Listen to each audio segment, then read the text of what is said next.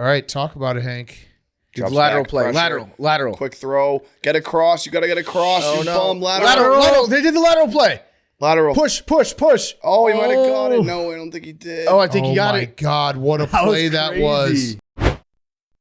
On today's Part of My Take, Week 2 of the NFL, we're going to talk about every single game from Sunday. Some good things, some very bad things. I am back to rock bottom. PFT's Commanders are 2-0. We're going to be taping during the second half of Sunday Night Football, so by the end of this, Hank could be 0-2 and also rock bottom. We're going to do Who's Back of the Week, fastest 2 minutes, and it's all brought to you by our friends at Game Time, the exclusive ticketing partner of Barstool Sports. Created by fans, for fans, Game Time is a ticketing app that makes it easier than ever to score last-minute deals on tickets to sports, concerts, and shows, and they guarantee the lowest price. If you're going to a football game, if you're going to, let's say, a concert, maybe Zach Bryan, the baseball playoffs coming up, all of it, you can find it with Game Time. It's all possible with the Game Time app. The biggest last-minute price drops can be found on the seats you thought you could never buy. They'll even credit you 110% of the seat price if you can find a better deal elsewhere. You can also get limited time discounts with exclusive flash deals. I used a flash deal the other day. It's great. The purchase process takes just 2 taps and 10 seconds. And once you buy your tickets, they're delivered directly to your phone. No printer needed. The app also allows you to easily share tickets with friends via text so you can get into the game seamlessly. Skip the hassle. Enjoy the moment. Download the Game Time app or go to the website, enter your email, and redeem code PMT for $20 off your first purchase. Terms apply. Use code PMT. Download the Game Time app. Go to the website. Enter your email. Redeem code PMT for $20 off your first purchase. Terms apply. So thank you to Game Time, the exclusive ticketing partner of Barstool Sports. Okay, let's go.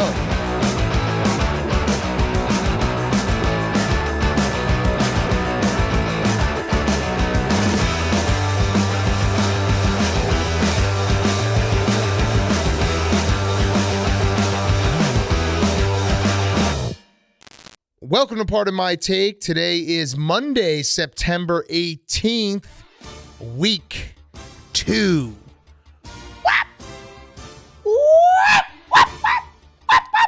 The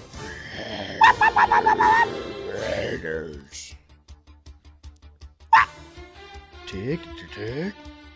We start in Tampa Bay, where Claypool looked like he went to a trainer this weekend as the Bears were all about that chase, no treble.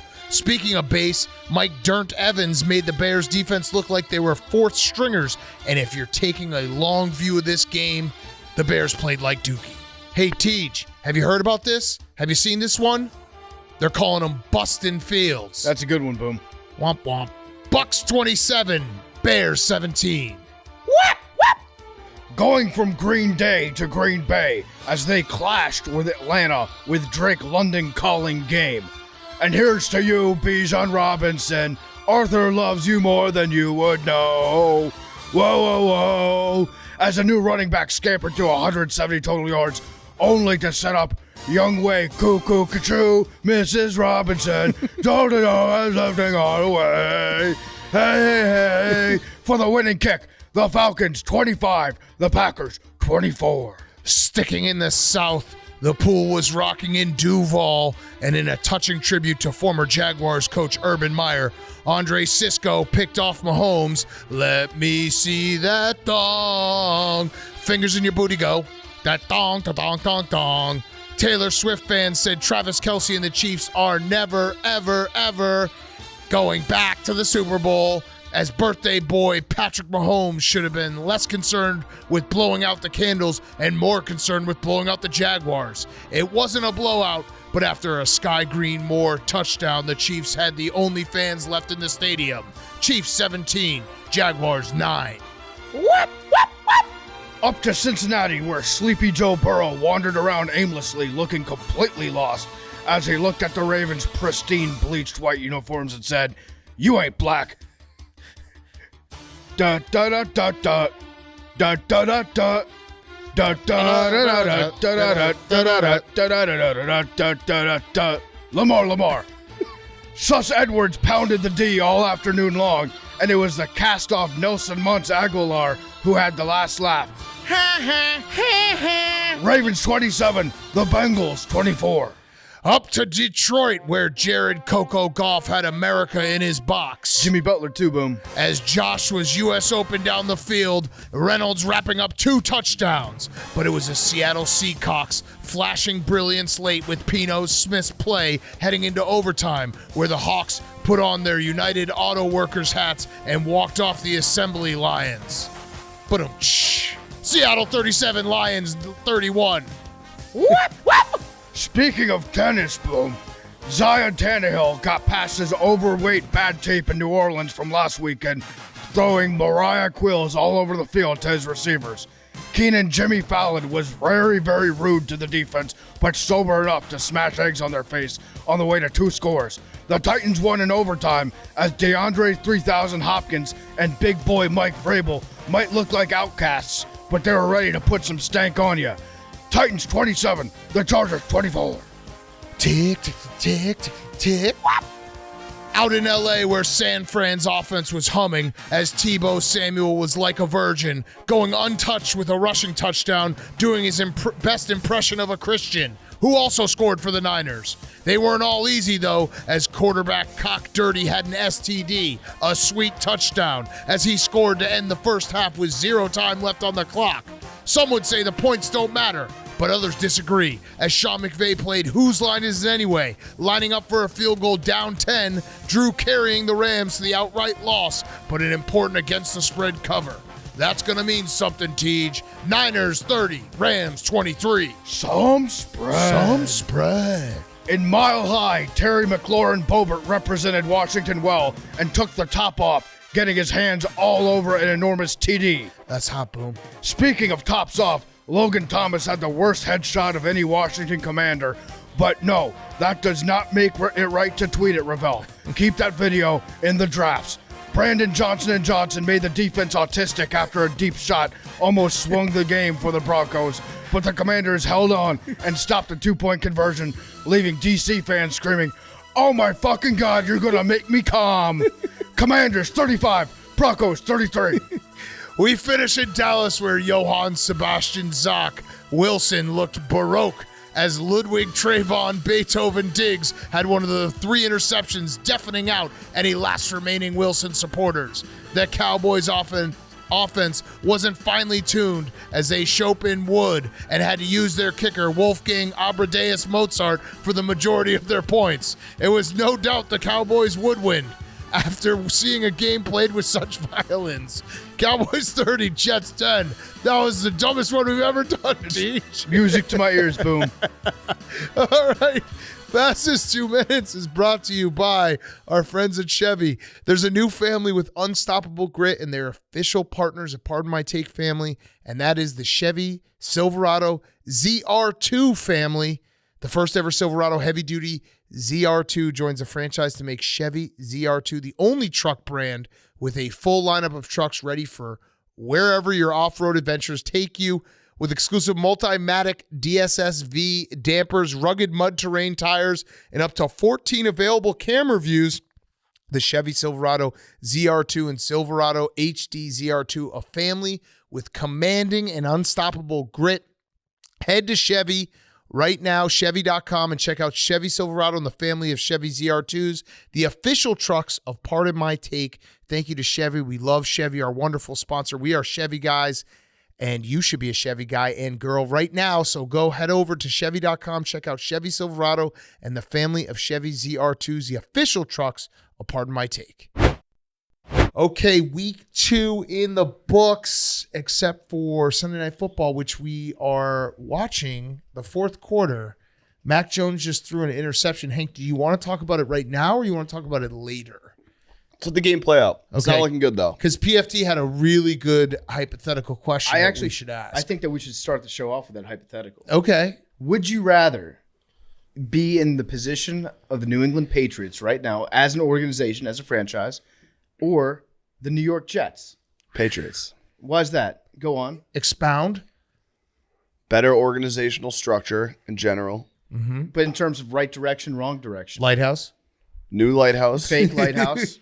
Their defense is banged up, Did you but their see defense is good. I don't mean to get back on the lighthouse thing, but did you see the lighthouse and how bad it looked? It looked awesome. There's like 3 lights, and if you were a moth, if they turned that thing off, and if it was the middle of the night and all the lights were off, and they turned that lighthouse on, the moth would be like, "Fuck that, not worth my time." I could already tell the lighthouse for this show is going to be one of those things that we're going to probably, I'd say in the next week or so, we're going to hit a point where people are like, stop fucking talking about the lighthouse.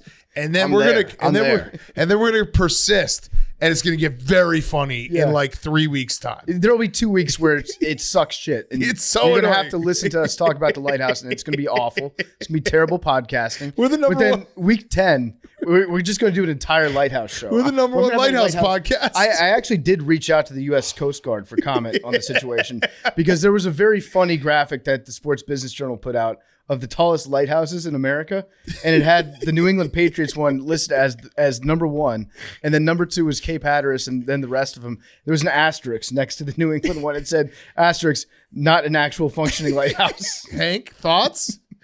Mac Jones, threw an interception. So, all right, we'll talk about the game at the end after. But I think we should It's not maybe the fourth quarter yet either. Okay. maybe Put your we- fours up. Maybe Yeah. we can address that, though. You would rather be the Patriots in the situation you're in than the New York Jets. Definitely. Definitely. I'd probably agree.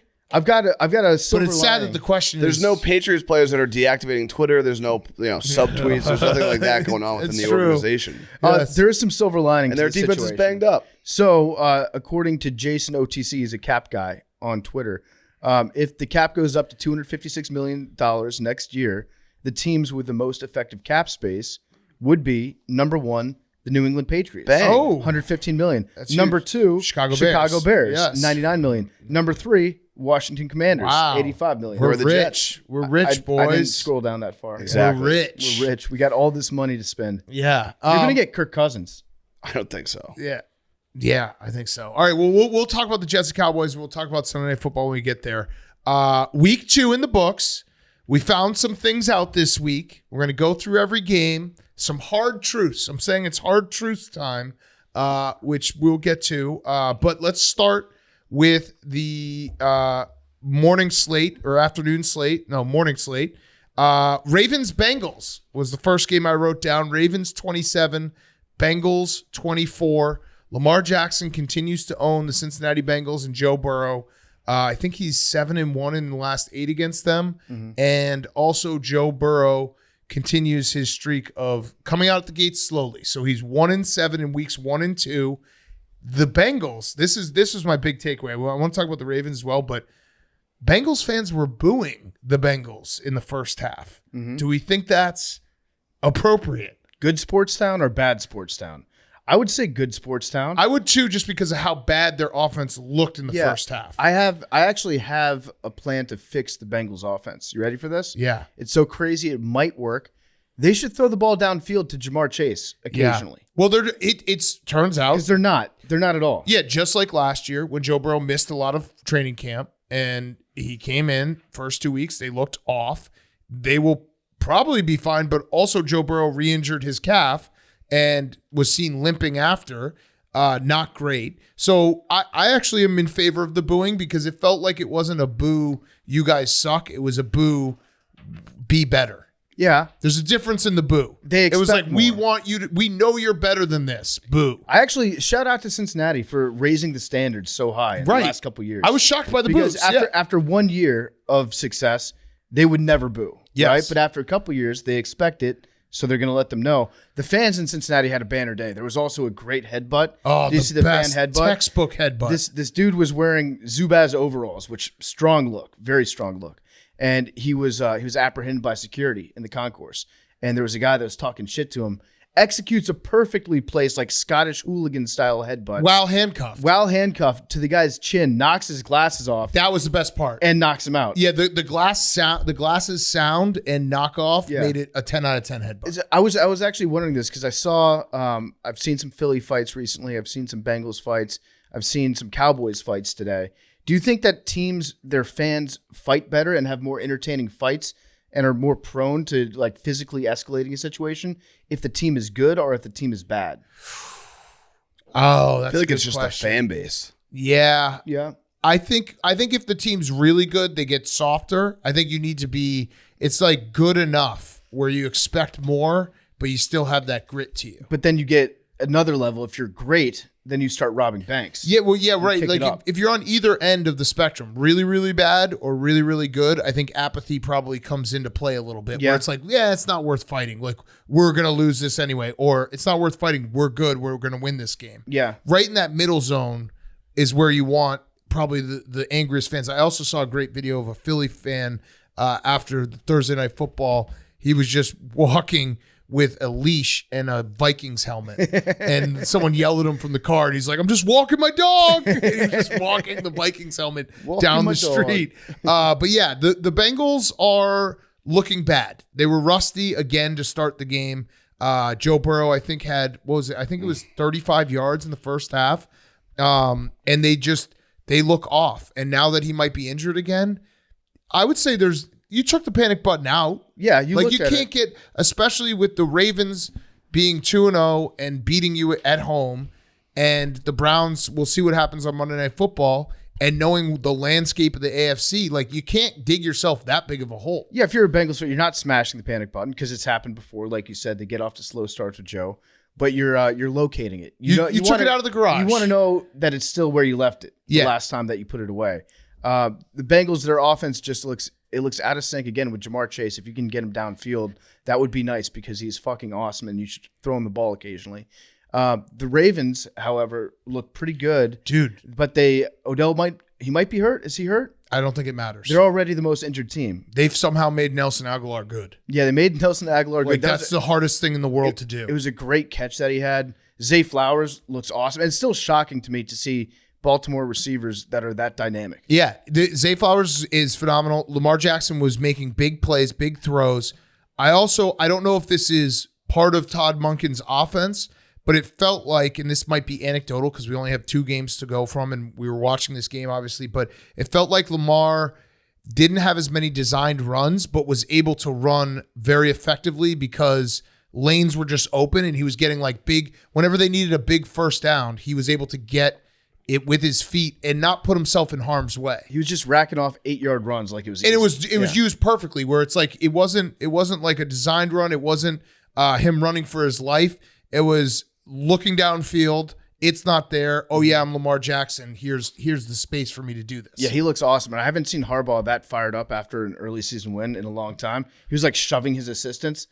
I love it. I love it. The Ravens are one of the best teams in the entire league right now. So I'm very much looking forward to seeing how they operate with an awesome passing offense. Yes. By the way, we mentioned on Friday, but Ebo, our great stats guy, John Harbaugh is 23-2 against the spread in their last 25 games as an underdog. Underdog king. Pretty good. Like, he gets the boys riled up, ready to go. And yeah, the Ravens, with all the injuries they've had, which that's kind of redundant when we talk about the Ravens. Like, we shouldn't even have to mention their injuries because we just presume that they're injured. But yeah, the Ravens looked very good today. Yeah, if I was a Bengals fan watching this and you see Joe limping around after the game, he's got a calf injury, I would want him to get the preemptive Aaron Rodgers sheath put on his heel. Yeah. Like, just install that. Just wear an ankle brace. Install that during the week so that nothing happens to him. Also, another haircut?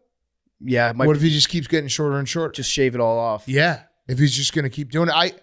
I saw the second half of the Bengals, it felt like they found something where they like started to kind of wake up for the season. So if you're a Bengals fan, you're saying, okay, we because the first half literally looked like a replay of the Browns game where it was the same thing and they just couldn't do anything offensively. So maybe that's it. Maybe Monday Night Football against the Rams, which will be a tough game. We'll get right, maybe. Yeah, you'll come out and feel good. I would like, I feel like Bengals fans, don't panic. Don't hit the panic button. I'm putting them in the you'll be just fine category. You'll be just fine. You'll be just fine, but also, and this is a scary thing to even think about, but I was thinking about this, so I just have to say what I think about. And I know Bengals fans deep in the back of their heads, they're thinking about this because you're 0-2. I do think the Bengals will be heard from later on the season. I'm not panicking about the Bengals this year. But if for some reason this season does go sideways, these are the type of seasons where you're like, wait, we have this window here. What the fuck just happened? It's a window season. So sure. there's an extra little panic when you start 0-2 and you're supposed to be a Super Bowl contending team because you're like, wait, we can't waste one of these seasons. Yeah, they'll be fine. In one way that you can tell that they're still definitely in that window is that the people that are taking the most joy in their losses outside the division, the Chiefs fans. Yes. Chiefs fans still make sure to include you in your, awesome, the Bengals lost. That means they're scared. That means that they're scared. That means they're scared. Okay, speaking of the Chiefs 17, Jaguars 9. What we thought was going to be one of the funnest games of the weekend was probably the worst. Probably the sloppiest worst. We had in this game, if you missed it, there was 4 consecutive plays, not possessions, plays. That was Kansas City fumble, Jacksonville fumble, Kansas City fumble snap, interception. 4 straight plays. Hank just scored. The Patriots just scored 17-10. Yep. Hunter Henry touchdown. Are they going for 2? No. They're down 14 in the fourth quarter. You go for 2 in these spots. A lot of time, though. A lot of time. But yeah, so we had fumble, Jacksonville fumble snap, interception. Yeah, it's ugly. It was really ugly. Can we blame that on the heat?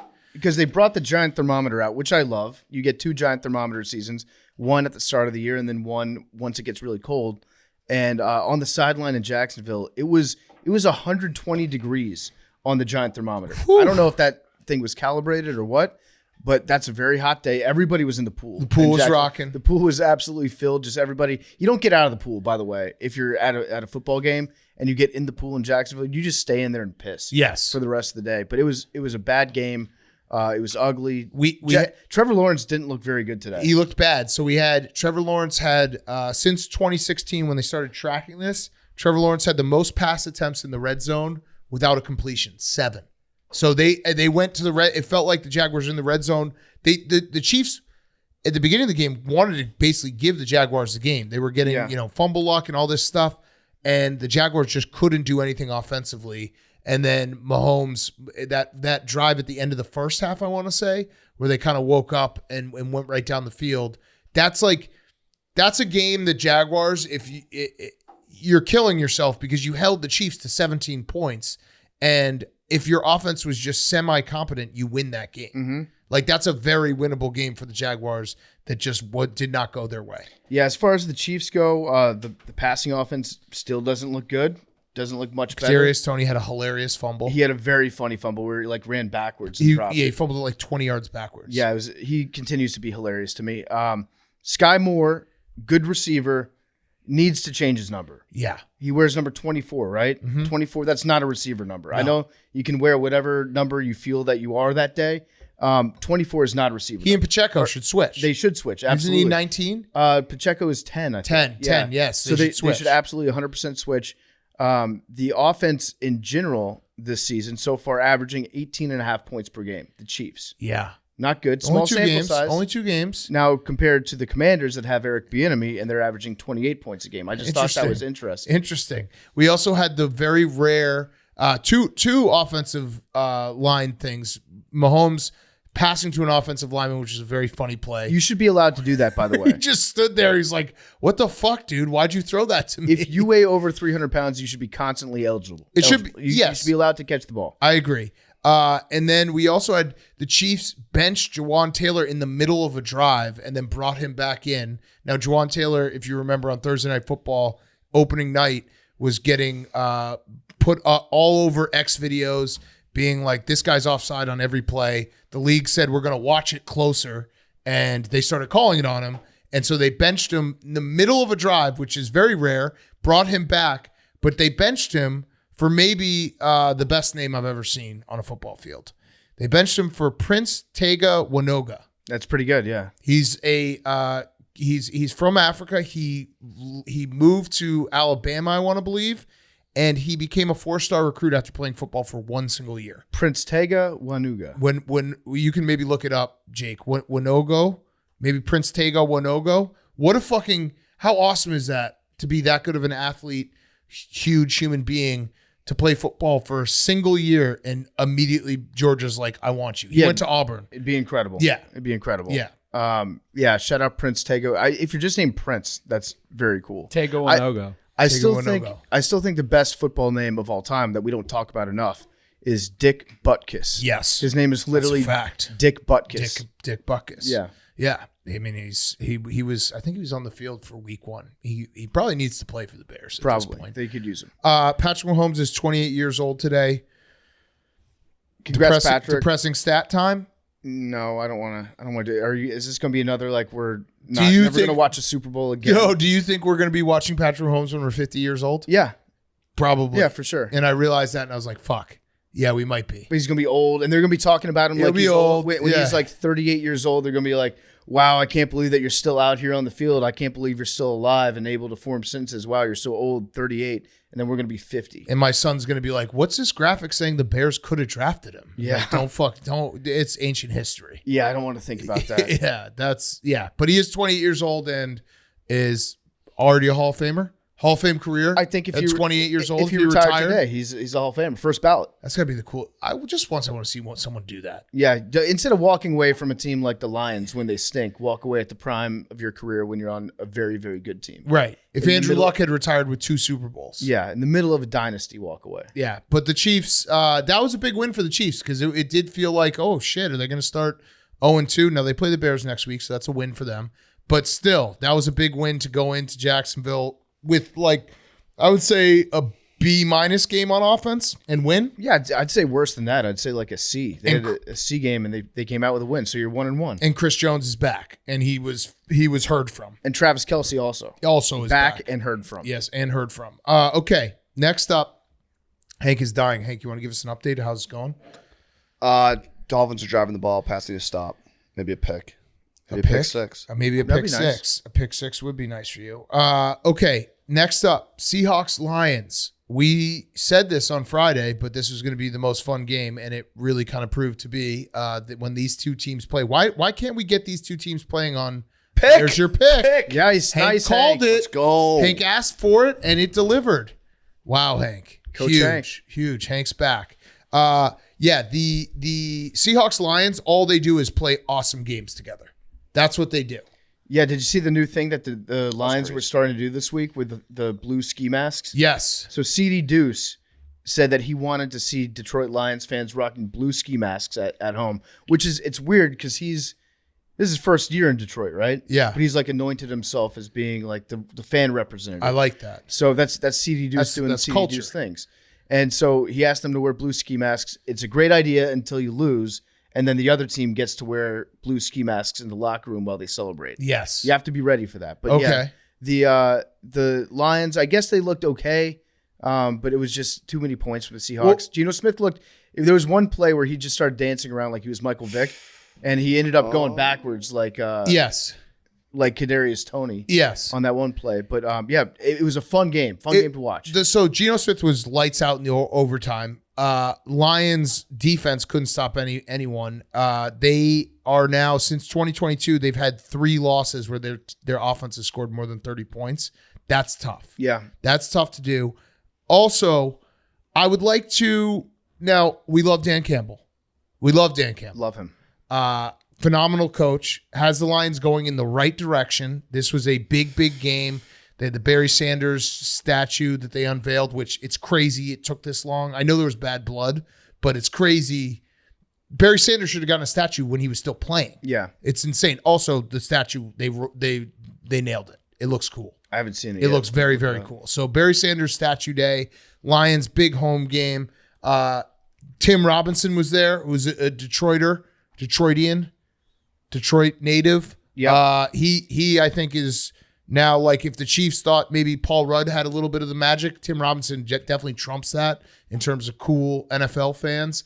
But Dan Campbell, he doesn't really make a lot of sense sometimes. And again, this is coming from a place of love. So just know that I'm not criticizing him in the fact that he's a bad coach. He's a good coach. But I have a question for you, PFT, and I think Lions fans might be thinking the same thing. Dan Campbell, in the second quarter, 4th and 4 at the 31, he went for it. Turnover on downs. He went for it instead of kicking a field goal. In the second half, 4th and 2 at Detroit 45, He went for it, turnover on downs. The Seahawks went and scored, so then they went up 24-21. So aggressive Dan Campbell. I like that. Dan Campbell's aggressive. Fake punts, all this stuff. He's aggressive. What the fuck was he doing at the end of the game when the Lions had the ball at the 50 with all 3 timeouts, down 3, and they basically were like, let's play for overtime? That didn't make any sense at all. If you're going to be aggressive Exactly. all the time. That's my only thing is like be consistently aggressive. So it's not really like Dan Campbell is a bad coach. It's just I think Lions fans would probably want him to be consistently aggressive in that be aggressive all the time, because it's kind of like sitting at a blackjack table and you're like, sometimes I'll split and sometimes I won't. No, you have to play. If you're going to play one way, play that way the entire game. Yeah, it's so frustrating when he doesn't do it at the end, when it probably makes the most sense to be aggressive in that situation. They were moving. It would make more sense to get all conservative in the first half, or if you're on your own 45-yard line and you decide that you're going to go for it instead of punt. That if you're gonna play that way for the vast majority of the game, and then when you actually have a chance to win, your balls shrivel up. I don't know. I would like to hear what his explanation was on that, because I don't. It didn't make any sense at the time. Doesn't make any more sense later. There might have been something that he saw. I don't know. But I think that's a fair criticism of Dan Campbell there, where it's like, dude, you have an offense that can move the ball. That is move. I know they lost an offensive lineman. They were down a couple offensive linemen today. I think Taylor Decker didn't play, and then they got a Vita. Mm-hmm. I think that's how you pronounce his name. He got hurt, so they had a little protection issue once they were down a couple offensive linemen. I think Sewell was moving over, but still, you were able to move the ball pretty well all day, and you had 3 timeouts, and you were sitting on the 50-yard line. Take some shots. Win the game right then. Don't go to overtime. They never got the ball back. Yeah, this tells me that Dan Campbell doesn't respect Jack Fox enough. The fact that they went for it on 4th and 2 from their own 45, he would have pinned him deep, no doubt in my mind.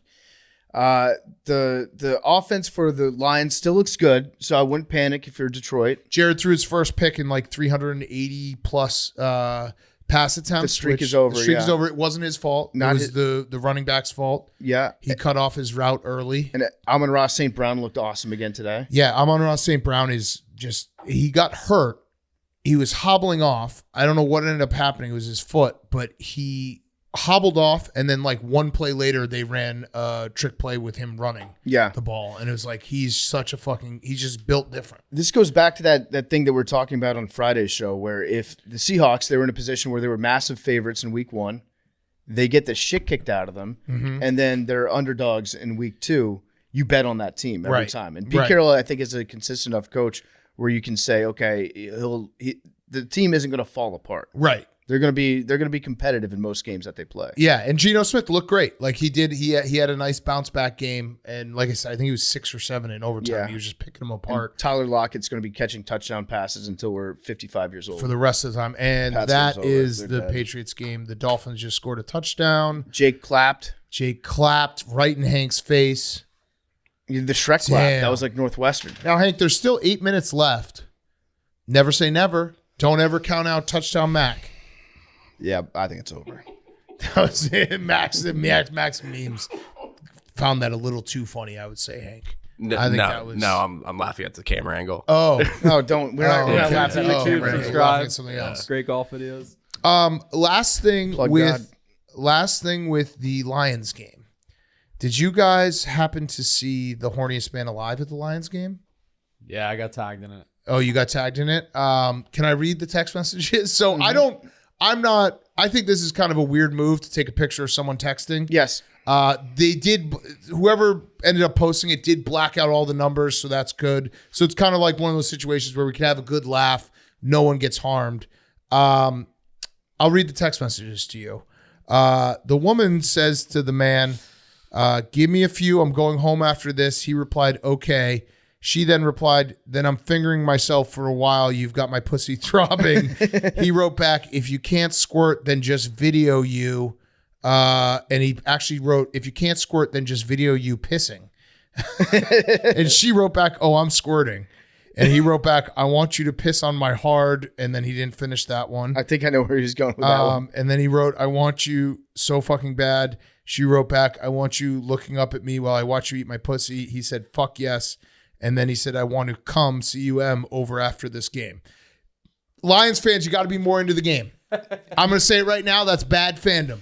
You got to be more into the game. When was this picture taken? I don't know, but that this game was back and forth all game. You can't do that in overtime. It's Barry Sanders Day. You can't do that in overtime. You can't be telling girls if you can't squirt, just piss. Yeah, you hold up listen. It's late in the game. I'm gonna hold my fours up real quick, and then I'll bring them over to your house. It was. I mean, come on, you got to be more locked in. Yeah, it's tough. It's a tough look, but listen, we're all humans at the end of the day, Big Cat.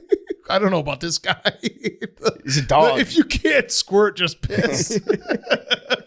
that guy is just like every other guy being like, you know what? I don't need to actually know if you come. As long as you pretend like it happened, then it's good enough for me. Doing some investigative journalism. The screenshot time on the phone is 13:43, which is 1:43. So it's very early in the game. Okay, so that's like half, that's like first half. Detroit's Eastern time, But right? still, so did they have the lead quarter. At 1:43 Eastern? Yeah. I don't know. You got to be locked in because now here's the win counterpoint here? to that. That's early in the It was game. 7-7 He was probably after pissed one. it went to overtime. Yeah, 7-7 after Piston one. went overtime, and he also was just walking around with a loaded gun the rest of the game, just thinking about this. Like his mind was not in the game. You got to be locked into the game. It was probably right after they tied it. This is one of the biggest games the Lions have had, home game, like the hype, Barry Sanders Day, and your thought is not like, oh, how are we going to convert this third down? It's, hey, just send me a video of you pissing. That will be squirting. Come on. Okay, I'm looking at the win probability. At the time that this text was sent, it was Lions big time win probability. So that We're talking tells like the me 60s, yeah. That tells me this Lions fan's getting a little too comfortable with the new look Lions. Yep. You're like, hey, we got this. It's over. We'll never give up a lead. You need that. You need a little adjustment here. So all Lions fans, I think this goes for everyone. You all have to take ownership of the piss not squirt guy and be like, we got to do better as a fan base. No pissing for the rest of the week, Lions fans. Only squirting. Only squirting. That's the only way you're allowed to get rid of and make sure you video it. Oh man. It's never text messages when you're sexting like that, they just never look good. Yeah, I'm usually not a fan of taking a picture over somebody's shoulder. But this one's too funny. That's a pretty good one. It is. If you can't squirt, then just video yourself pissing. I want you to squirt on my hard. Okay. Let's take a quick break, and then we will come back with some more games. Yeah, we're going to jump back to some games in a second. But before we do, they're brought to you by Coors Light. I love Coors Light. I drank an ice-cold Coors Light yesterday. Got them right here. Mountains were so blue. Nothing like watching college football, drinking Coors Light. It's the best. Game day just got a whole lot chiller because this season you can take your whole tailgate to the next level. You got the Coors Light Chill Throne. We have it. We had it on the stream today, actually. The Coors Light Chill Throne is awesome. It's got a beer tower. It's got a cup holder that gets your beer down to 36 degrees. It's got a massaging backrest on it. It's awesome. It's the perfect tailgate chair. You're going to love it. And it's got those Bluetooth speakers as well. You can let your friends bring the grill, the flat screens, and the cornhole. You bring the chill with the Coors Light Chill Throne. Starting now, you can get the PMT Chill Throne. Yep. The Chill Throne that's been on the show, on the streams. It's been sat in, signed by us. It's up for auction on eBay. The auction is going to go live from September 28th until September 30th. Bid to become the MVP of your entire tailgate. Game day will never be the same. Okay, next up, we got Bills Raiders. Bills 38, Raiders 10. Maybe I'm taking a leap here, but I think that Bills fans, for a brief second, when Jimmy Garoppolo went 75 yards in your face and the Raiders went up 7-0, you saw your whole entire world crumble. Yeah, you thought this was it. You thought window closed. We said it. We're like, this is a problem. This is going to be like an issue if the Bills don't win this game.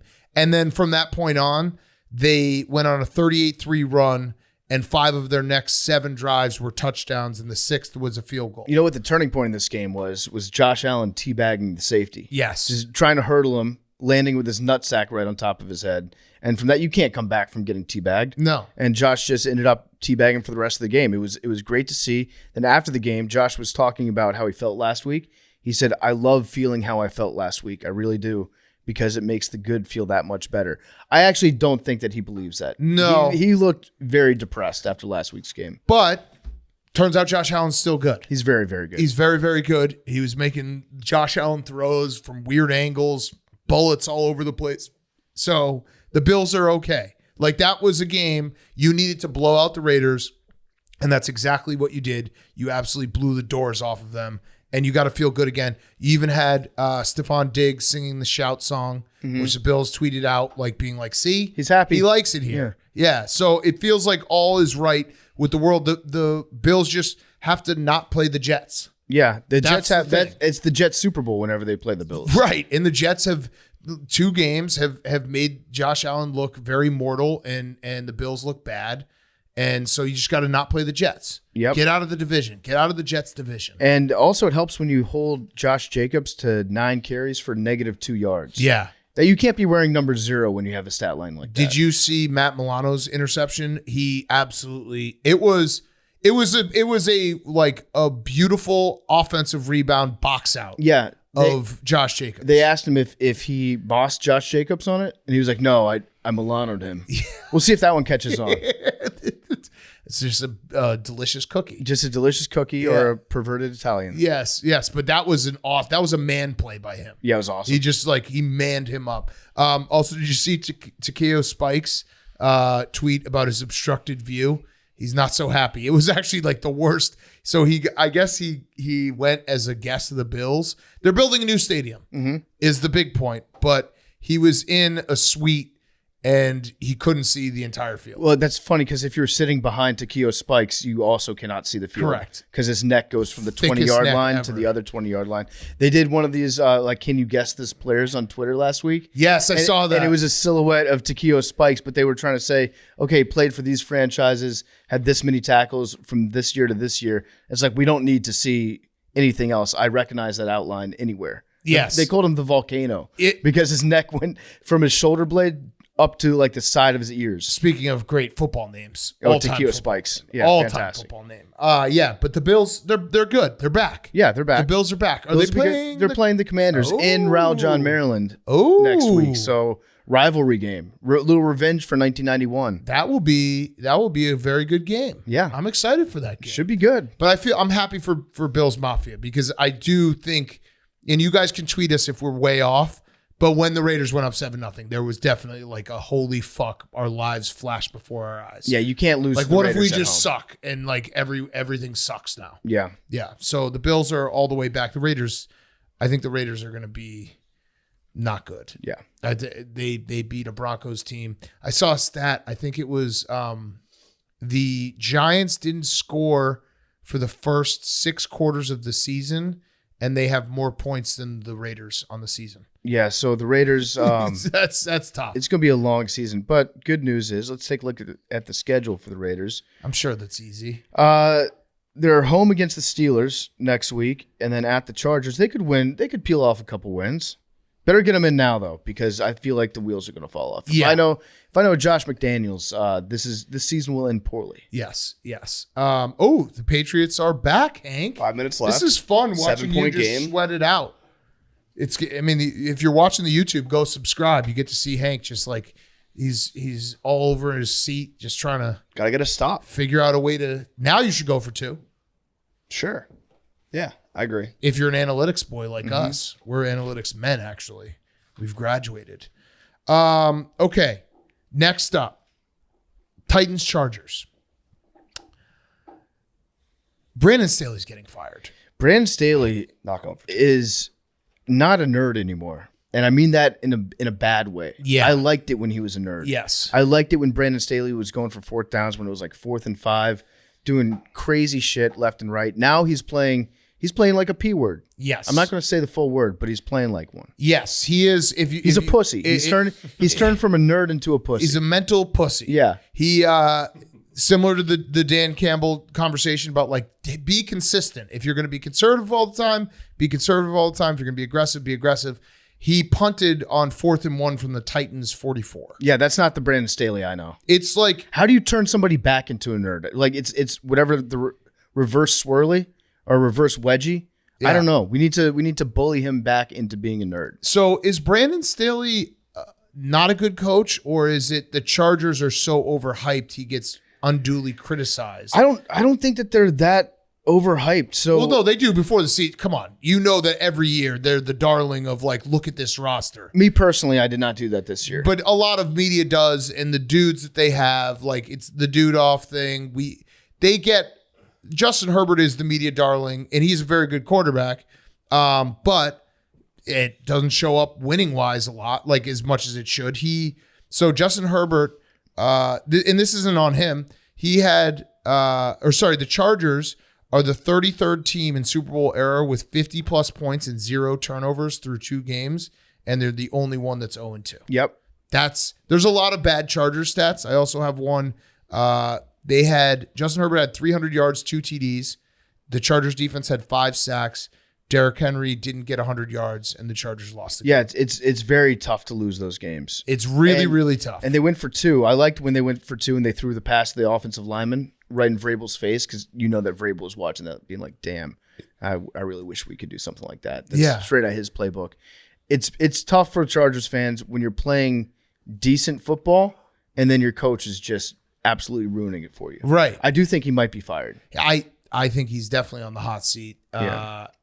Because there definitely feels like Justin Herbert, and maybe Justin Herbert isn't better than this, and they were throwing it deep today. They were actually like letting him kind of throw some shots, which is good because that's what you should do with Justin Herbert. But the fact that they got the ball first in overtime, went 3 and out. Ryan Tannehill, who came off like one of the worst games ever, was able to just throw like dink and dunk. He had 2 big passes, but for the most part, he was able to just like throw checkdowns and beat them. He had that one bomb though that set him up for the touchdown, the short Derrick Henry touchdown. He had a 70-yard pass. The 70-yard pass was sick. Yeah, he had a 70-yard pass and a 40-yard pass. Lighthouse is blinking different colors. That's sick. Oh wow, Hank! Incredible. Watch out! You guys invented a stoplight. The boys are back. But yeah, like Also, you're not factoring how tall it is. Like your analogy that if you wouldn't be able to see it, it's so tall and the light's so bright, you'd be able to see it from a long distance. Well, wouldn't your eyes would be drawn to the giant jumbotron that they built instead? No, not if it's so tall that you probably see that thing from Situate. Absolutely not. No. If there was a coast, if there was an actual like ocean You probably next to can't see it from the Foxborough, ocean. then it's a safety hazard for all ships coming nearby. Mac Jones always has like a little bit of a scared look on his face. He's got to fix his face. I don't think he's as bad as people say he is, but he He's not has playing bad. No, I know. I mean, well, the interception was bad. 2 had interception. But his face, like he's got to have. Maybe he needs a mustache. You know what it is? A mustache. It goes back to when he got carried off the field and was crying. Yeah, that's all I see. You're right. That's all I You're see right. when I look at Mac. He needs to like punch a small child or something, or like do some kind of like badass thing. Win a fight, get another DUI. He should win a fight. Facial hair and win a fight. Maybe a tattoo, neck tat. Or he gets a DUI on purpose and then prepares himself for the mugshot. Yes. And has an awesome looking mugshot during it. He needs some type of moment that changes it. Yeah. Because you think about it, it's the crying, it's the gritty in the Pro Bowl, Yep. and the DUI. But like he needs something to harden him. I think he needs a mustache. I think he needs a Fu Manchu. That would actually rock. Titans Chargers. So I'm a big believer in the Titans just because Mike Vrabel's a great coach and they make everyone miserable to play against. But this again, Brandon Staley, like you got to start winning games. Right? Yeah. If you're a defensive coach and your offense is playing great and you're still not doing anything, it's like, what are you doing here? What would you say you do here, Brandon? He's a defensive coach, and his teams finished 29th and 23rd scoring against the last 2 years. And he inherited a team that like he went backwards. Now, a spin zone, if you're a Chargers fan, you'd rather stink defensively and be good offensively than have it be like 2009 all over again when you had the number 1 ranked offense and number 1 ranked defense, and you still don't make the playoffs. But they have so many dudes. They got a lot of dudes. They have so many dudes. Some of those dudes got to do something. I think we have a loser leaves town game next week for the Chargers. Oh, who are they playing? At the Vikings. Oh, that Both is 0-2. That's a good call. I think losers done. The loser of that should be your pinky team. Well, I'll Vikings take both. You'll take both? You don't want. Let me think about that. Yeah. If the Vikings win that game, I'll add the Chargers. Yeah, Okay. Chargers, Vikings, both teams have a lot of guys. Yeah, by the way, I like people were like, every year I do the Pinky team and they're like, well, you're such a coward for not doing like the Chiefs or something. Like, I'm not. The genesis of it is I'm saying I do not think this team will win the Super Bowl.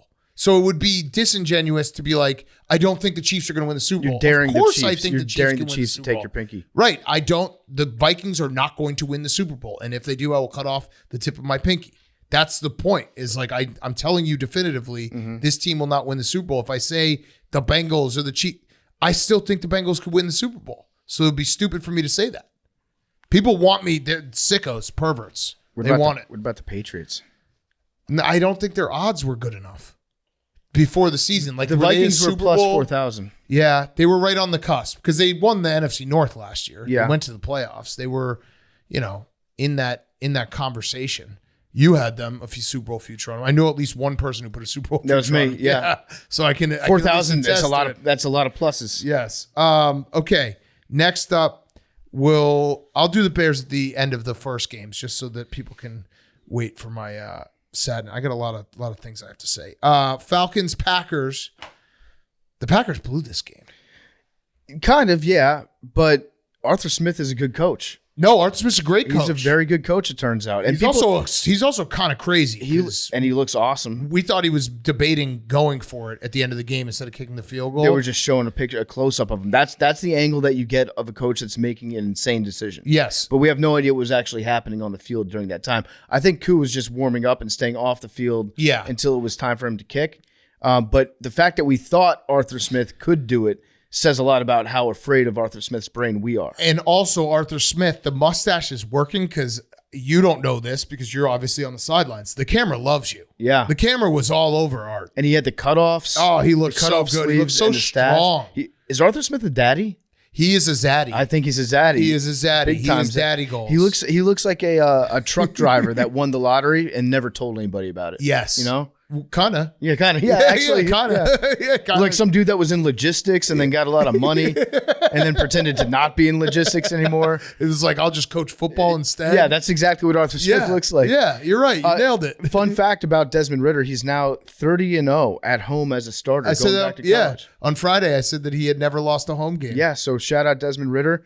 I like what Arthur Smith does. Like, I know fantasy owners, again, are probably pissed off about the whole Kyle Pitts situation because they don't really throw him the ball. Yeah. He's a great decoy, though. Yeah, and also If you that's watch not during the games, Arthur Smith's fault. There's like 3 guys that are running with Kyle Pitts, and then, boom, you get Drake London that's wide open underneath. Right. So And Bijan Robinson is the real deal. he's so fun to watch. He had 172 yards today. He makes people miss. He's so explosive. It unfortunately goes even further to the case of drafting a running back and like because he does look faster than everyone. Yeah, he's got those rookie legs. You can tell. You can tell when a rookie running back starts to run the ball. Yeah. Yeah, he's got great balance too. Yeah. I think he has the best balance in the NFL. The Falcons are fun. Yeah, They might be fun. especially when they wear those red helmets and the Great black helmet uniforms. game. Awesome helmet combination. game. Yeah, the Packers Falcons helmets today were great. I say the Packers blew it because, and again, we're going to get to my own problems, so I know that everyone will reply and be like, "Oh, well, worry about yourself." I get it. But the Packers had a 24-12 lead, and they ran 10 plays after that lead, and they gained 7 total yards. Yeah, it's probably They needed just first downs, and they didn't get a first down. They punted 3 times. They were not able. Jordan Love was not able to get him a first down. You didn't get him one on that sneak? No, the one where that was the drunkest of football players ever looked on the field without being drunk. It was so funny. Did he even get the ball on that? I think he didn't. Just dove forward He without tripped. the ball. You know what he looked like? He looked like when you're walking down your stairs at night and you miss the last step. You think there's one more step and you do the fake step. Yep. And you're like, oh fuck, and your whole world kind of like falls dislocate your apart hip. for a second. Yeah, he looked like that. It was not good. But yeah, that was a game the Packers should have won. They were again 24-12, and they ran 10 plays, offensive plays, and gained 7 yards. We're gonna pause real quick because they're kicking a field goal. 55 yards. 2 minutes and 19 seconds left. No This would put way. the game away. Jason Sanders The Dolphins are kicking a field goal to put the game away to end Hank's season to make it a 2-possession in game. week 2. And the kick Good is snap, up. good and hold, and it's this- wide left. And Hank is alive. Belichick This is turned on the electric. wind machine. Hank is alive. We'll put if the Patriots get back down to red zone, They're getting back down to red zone. we'll let you just narrate it. Okay. Kenny Chesney night too, Hank. You can't lose on Kenny Chesney night. Wait, what did Kenny Chesney do? He rang the bell Where? at the top of the lighthouse. Oh, lighthouse okay. in the continental United States of America. Ding. We should have a little lighthouse counter in the bottom of the YouTube.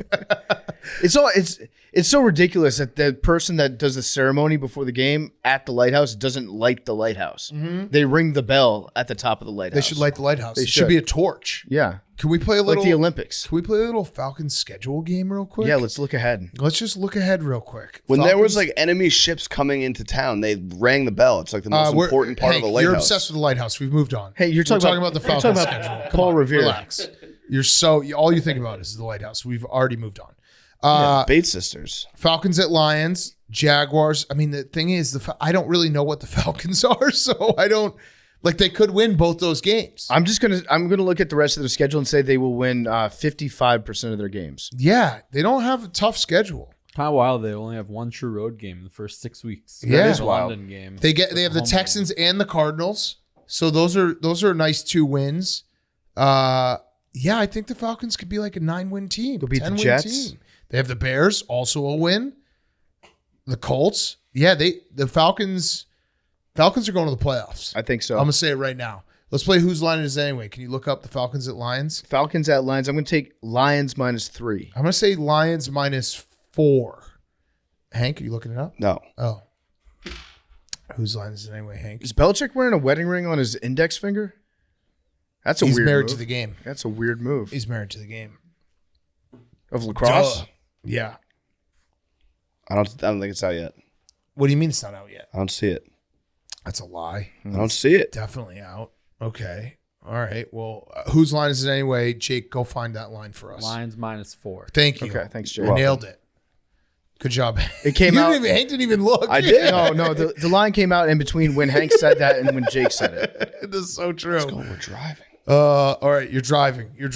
All right, let's do Colts Texans, and then we will pause for the end of this game, and then we'll come back with the Bears talk. So Colts Texans. Gardner Minshew might be the best backup of all time. He's very good. He's so fucking good. So fun when he gets into. Today's game was really a story about how god awful the Texans' offensive line is. Yeah. because I think they were down 4 players. I think they were basically playing all their second stringers. But we always talk about David Carr, Yes. and his rookie season in Houston, Yes. how he just got sacked, and then he was like a scared dog for the rest of his career because every time he would get the ball, he'd be like, "Oh shit, I'm about to get hit." Right now, C.J. Stroud has been sacked 11 times in 2 games, which is on pace to smash the record of 76 in 2002 when David Carr. Yeah, he was sacked 6 times today. Just absolutely no time. And they throw it a lot. I think he had didn't he have another game where he had 40 plus pass attempts? So he's not only under pressure, but they're also making him throw it a shitload. So CJ Stroud, 47 pass attempts, 30 for 47. Yeah, he's going to get killed. Also from this game, we gave Jake an assignment, and that's to pronounce Kaimi Fairbairn's full name. Yeah, Ooh. so they showed it on the graphic, and it was a very challenge. small font. Okay, here we go. You got this. John Christian, Kaimi Noe Al O Ameka Ike Oke Kumu Pao. No. Really rolled right off the tip of your tongue. That was beautiful, Jake. Thanks. 4th and 4. And we're you want to talk through this, Hank? Oh, they're timeout. All right. So finish up this game. The Colts probably should figure out how not to get Anthony Richardson hurt.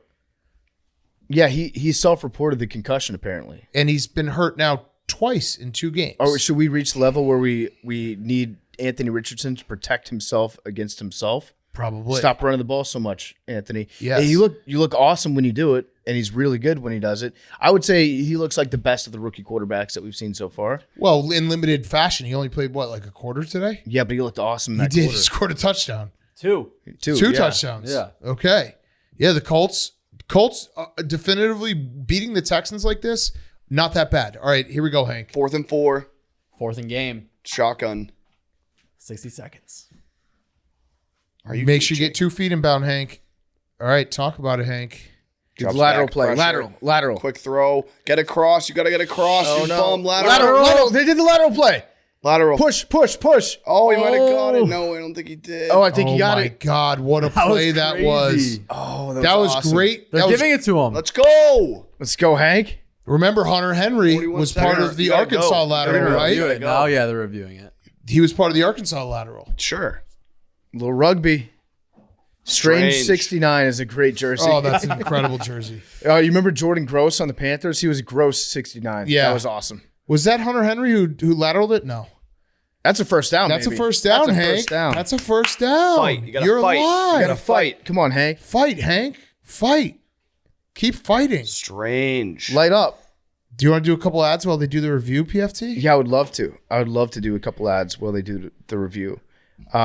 This episode of Part of My Take is being brought to you by our great friends over at Omega Accounting Solutions. If you are a small business owner, I've got great news for you. If you have between 5 and 500 employees, you were probably a responsible business owner who continued to pay your taxes and you employed staff during the pandemic.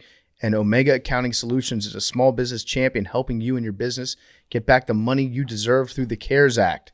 You can recover the payroll taxes that you overpaid as a refund of up to $26,000 per employee, even if you got the PPP loan.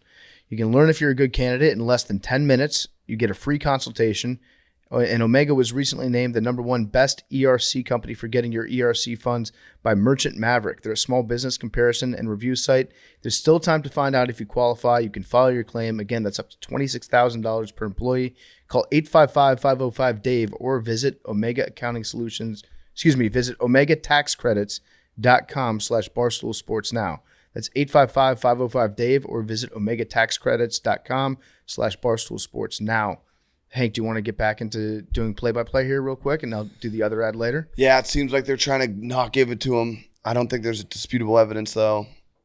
I think close. he got it. I think he got it. I think the fact that they ruled it a first down first. Yeah, I think that's it right You can't there. see. Yeah, you can. You can That's see a first exactly down. where it is. You can see where the marker is and his knee's down there. This should be a first down. This should be a first down. Come on, Hank. And Hank, I if you're believe getting in you. stressed out, you should give BetterHelp a call. Yes. Part of My Take is presented by BetterHelp. And if you ever find that you're trying to fall asleep and your brain suddenly won't stop talking, and maybe your thoughts are racing before bed or at other inopportune moments, well, guess what? One great way to make those racing thoughts go away is to talk them through. Oh my gosh. Call Therapy. See, Hank, you should call BetterHelp. BetterHelp, Hank. Therapy gives you a place to vent, Hank, so you can get out all this negative thoughts that you have, all these negative thought cycles, and find some mental and emotional Bless you. peace. You can find peace with yourself using BetterHelp. If you're thinking of starting therapy, give BetterHelp a try. I've benefited from therapy in my past. I think Hank could probably benefit from some therapy. It's entirely online, Hank. It's designed to be convenient, flexible, and suited to your schedule. Just fill out a brief questionnaire. You can get matched with a licensed therapist and switch therapists at any time for no additional charge. Get a break from your thoughts, Hank, with BetterHelp. Visit BetterHelp.com/PMT today. Get 10% off your first month. That's BetterHelp.com/PMT. Okay, I think that's it, Hank. I think the game might be over. Yeah, it's over. I think the dynasty game- might be over, I think Hank. the game might be over. It's over. That's bullshit. You guys definitely had that first That was down. a first down. That was a first down. That's bullshit.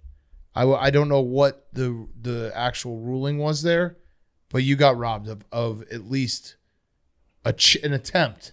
Did they blow the whistle before he pitched it back? Was it like a momentum No, they just forward progress? the evidence was not clear from what I saw. Brutal. All right, so Hank, let's talk about this game real quick. Thoughts? 0-2, fought hard in both games. Where are you at now? We're just not giving ourselves, we're not helping ourselves out. We're not, above average team. We're an average team. When you're an average team, you can't, make mistakes, fumble in the other. When you're in field goal range, you got to convert on fourth downs. Can't throw interceptions. Both games, though, it's like we're interviewing Bill Belichick. You right now. need Mac. You need your QB1 to be clutch. Both games they've had chances to be clutch. They came up short both times, very short. But the NFL, it's the little game of things. inches. It's the little It's a things. game of inches. Truly, you guys might have truly. played the toughest schedule too to start. Yeah, definitely. 2 hard games. 2 very hard games. And the Dolphins are 2-0 and look great. And the Pats could easily be 2-0, but they're 0-2. Well, yeah, you learned that from your 1 week as a Nebraska fan. Yeah. So don't do that. I mean, that was That's a first down. That was a first down. Jake, Dolphins 2-0. Yeah, 2-0, but everyone on Twitter is telling me it's an asterisk season Oh, because of this play. okay. But I disagree. You're 2-0. 2-0. Jake, will you apologize for being 2-0? No, I will not. Good man. Dolphins 2-0, 2 road games too. At the Chargers, at the Patriots. Yep. On paper, that looks really impressive, and on the field, it looks really impressive. Did you hear Mike McDaniel when he was talking about his first year coaching? How did not. he was so excited to have his first 3-game losing streak, because that's the one thing that he thought that he was like more prepared for than anybody else thought. Yeah. Is like keeping your guys together, which is the biggest question we had about McDaniel. But he was like, yeah, I kept telling my wife, I'm so excited to hit a 3-game losing streak. Yeah, it's good. It makes you appreciate the 2-0 start even more. First time there you 0-2 go. since Shout out. 2001. Yeah. They won the Super Bowl that year. Oh, There we you go. go, Hank. We're Hank's back. We're back. Hank's back. So Which Mac lighthouse Jones did has they to have? get hurt. Did they have a big lighthouse or the small lighthouse? I think they were still in the old stadium, so no lighthouse. So under that rule, Dark Mac days. Jones has to get hurt and Malik Cunningham? Bailey Zapp. Bailey Zapp? What are you guys laughing about over there? You got to talk. I'm sorry. It's we can't do this camera angle again.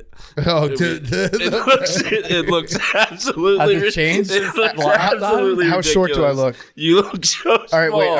I'm gonna be shorter real quick. I'll have better posture, I'll if, sit up. if you're watching on YouTube, welcome back to Part of My Take, a show hosted by I'm former President Jimmy Carter, and this is my co-host Joe Biden.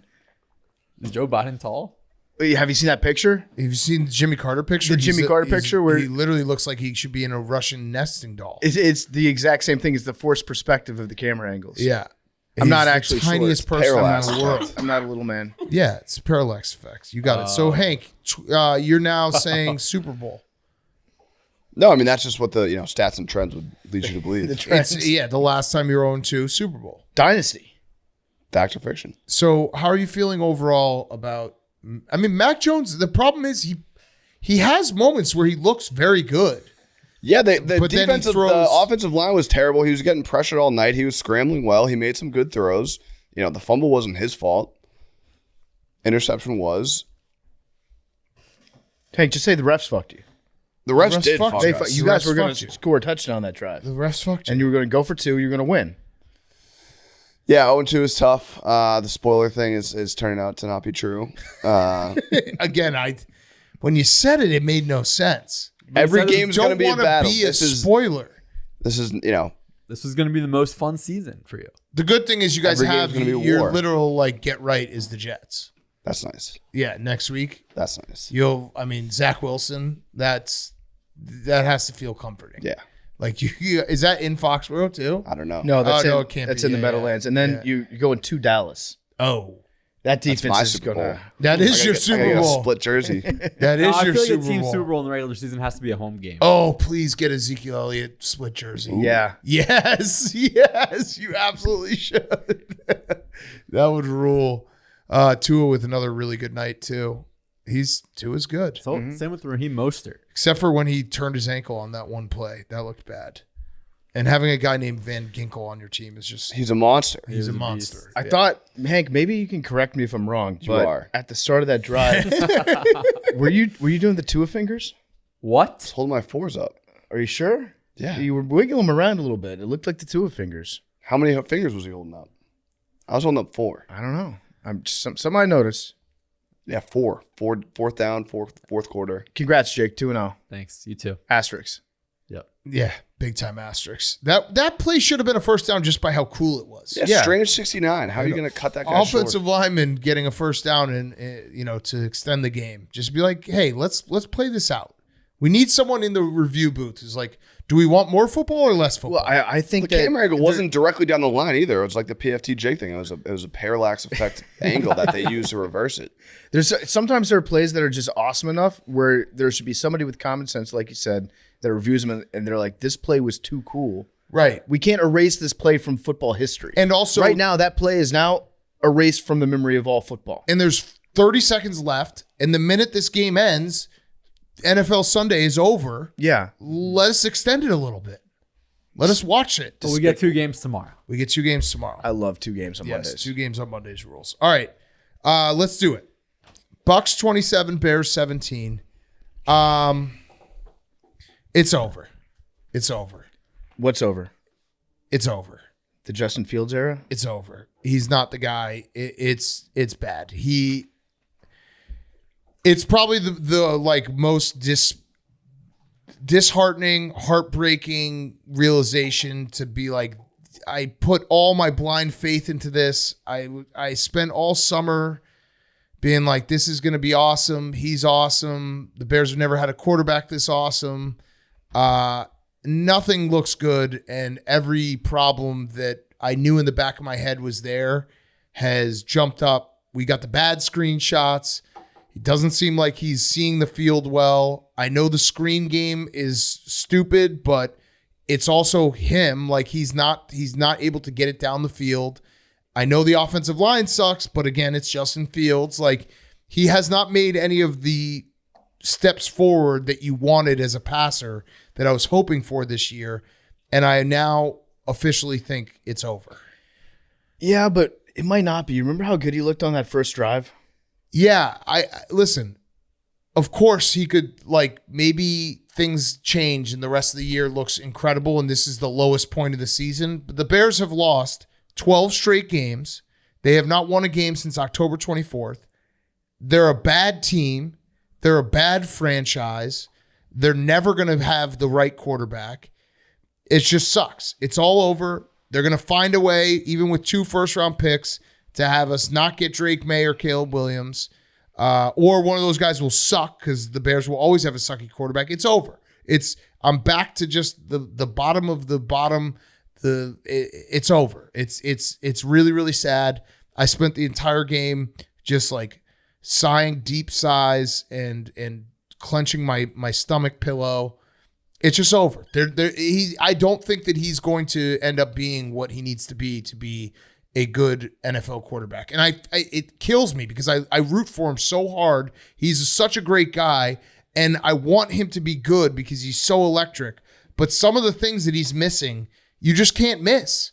That one screenshot where there's a guy running wide open up the seam and it ends up being a sack, like those are plays that you have to be able to make year 3 as a quarterback, or at least start being able to make them, to start being able to see the progression, to be like, you can keep building it. As of this moment, none of it is there, and it's just a terrible, terrible feeling. So how much goes on him? How much goes on the coaching? I think it's everyone's to blame. I think Eberflus is you can't, losing 12 games in a row is bad. The defense is bad, and he's a defensive coach. He was the DC today, and Baker Mayfield, who I like, looked awesome. Baker Mayfield was able to do anything. Mike Evans had more yards receiving than the Bears had net passing yards. That's a problem. Like the whole thing is a joke. So I know people thought I was going to be like, oh no, I still have hope. I don't. I have no hope. I hope maybe something crazy happens and I'm like completely surprised, and somewhere along the line this year he proves that he is the guy I've always wanted him to be and that I hope he is. But as of right now, as it's standing, week 2, and I know overreactions can always be dangerous, but this isn't an overreaction. This is a accumulation of everything that we've seen, hoping that it would start to piece itself together, and we have not seen any signs of that happening. We're reaching the point where it'd almost be worse if Justin Fields in like the second half of the season had flashes of excellence again. Correct. And then you had to go through another offseason being like, I think I believe in Justin Fields again. Right. And I don't know what happened to him. Like, whatever they worked with him on this offseason, he looks like a different guy. The problem is I think that he's not trusting himself, and he's waiting for guys to get Ohio State open, and that doesn't happen in the NFL. Like, you can't wait for guys to be wide open. Like, the timing is off. What he's seeing is off. He'll have a couple throws here and there. That touchdown to Chase Claypool, who shout out Chase Claypool for saving his career by showing up early today and scoring a touchdown. But it just doesn't, when you're watching it, you have to be honest. None of it looks good right now, and none of it looks like it's going in the right direction. So what other conclusion would I have to be than it's over? Like, again, maybe something clicks and maybe everything changes. And if that happens, I'll be the happiest person in the world. But if I have to like objectively analyze it as of this second, it's not good. And it's I don't see how it gets better.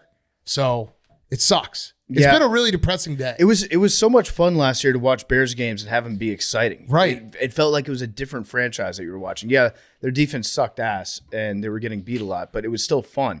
It was fun football. Now it's just back to being like depressing Bears football to watch. Right. And it's like back to square one, back to trying to figure out what happens like going forward.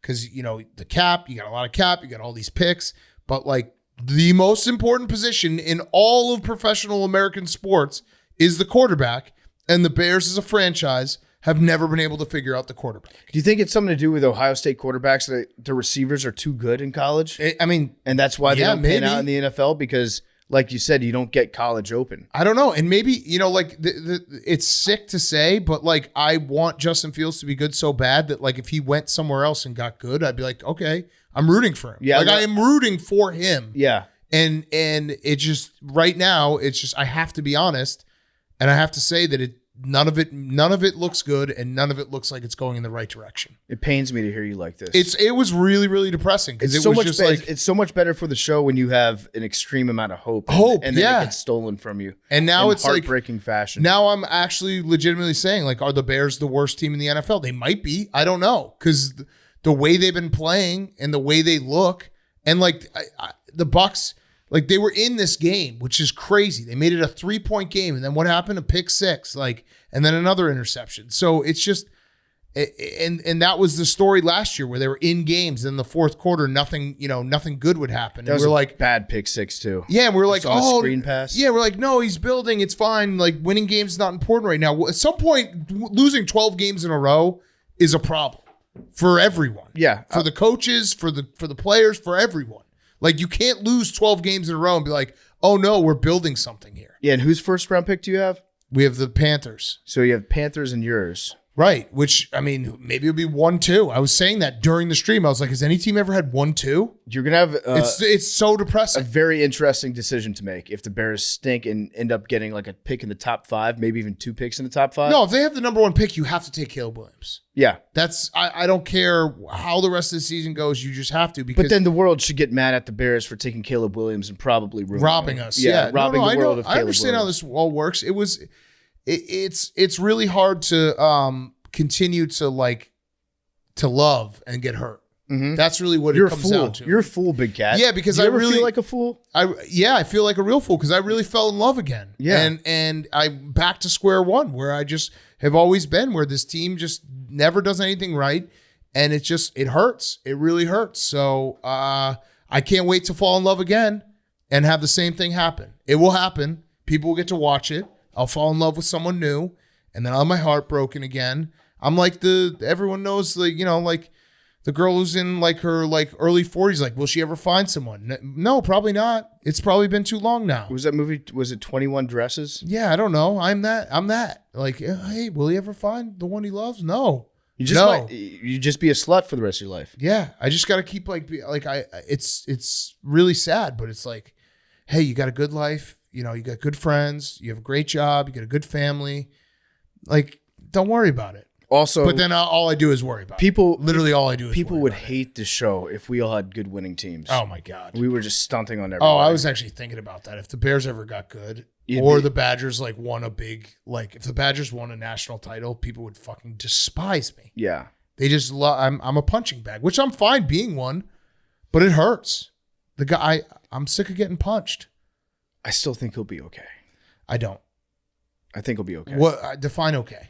They just need to run that first drive series. But defenses know what to do now, and they know not to let him run, and they know to make him a pocket passer. He seems like he's afraid of running sometimes. Like he'll break contain, he'll get outside the tackle box, and you'll see the little light bulb go on above Justin Fields' head and be like, oh, I could run it. No, Justin, that's a bad Justin. Try to pass the ball. Do you know what it is? I think what's happening this season is he's really trying his absolute hardest to be a pocket passer and throw and learn how to throw the ball at an NFL level. And the problem is he's trying to stay in the pocket and do the right things. and that gives him no time. Like, you'll see it multiple times during the game where the light bulb will go off and be like, I got to run, but it's too late because it's the NFL. And if you try your hardest to be the pocket passer and then the very last second try to run, you're going to get a 300-pound guy like jumping on your back. Whereas last year he would run a lot. Yeah. He wouldn't try to pass as much. He would just run. He'd take off and run. He's thinking too much. It sucks. It is the cycle of death when it comes to a quarterback that's so awesome with their legs, where they are good running the ball. And then they think, well, no, I need to dial it back to extend my career. I need to be more of a pocket passer.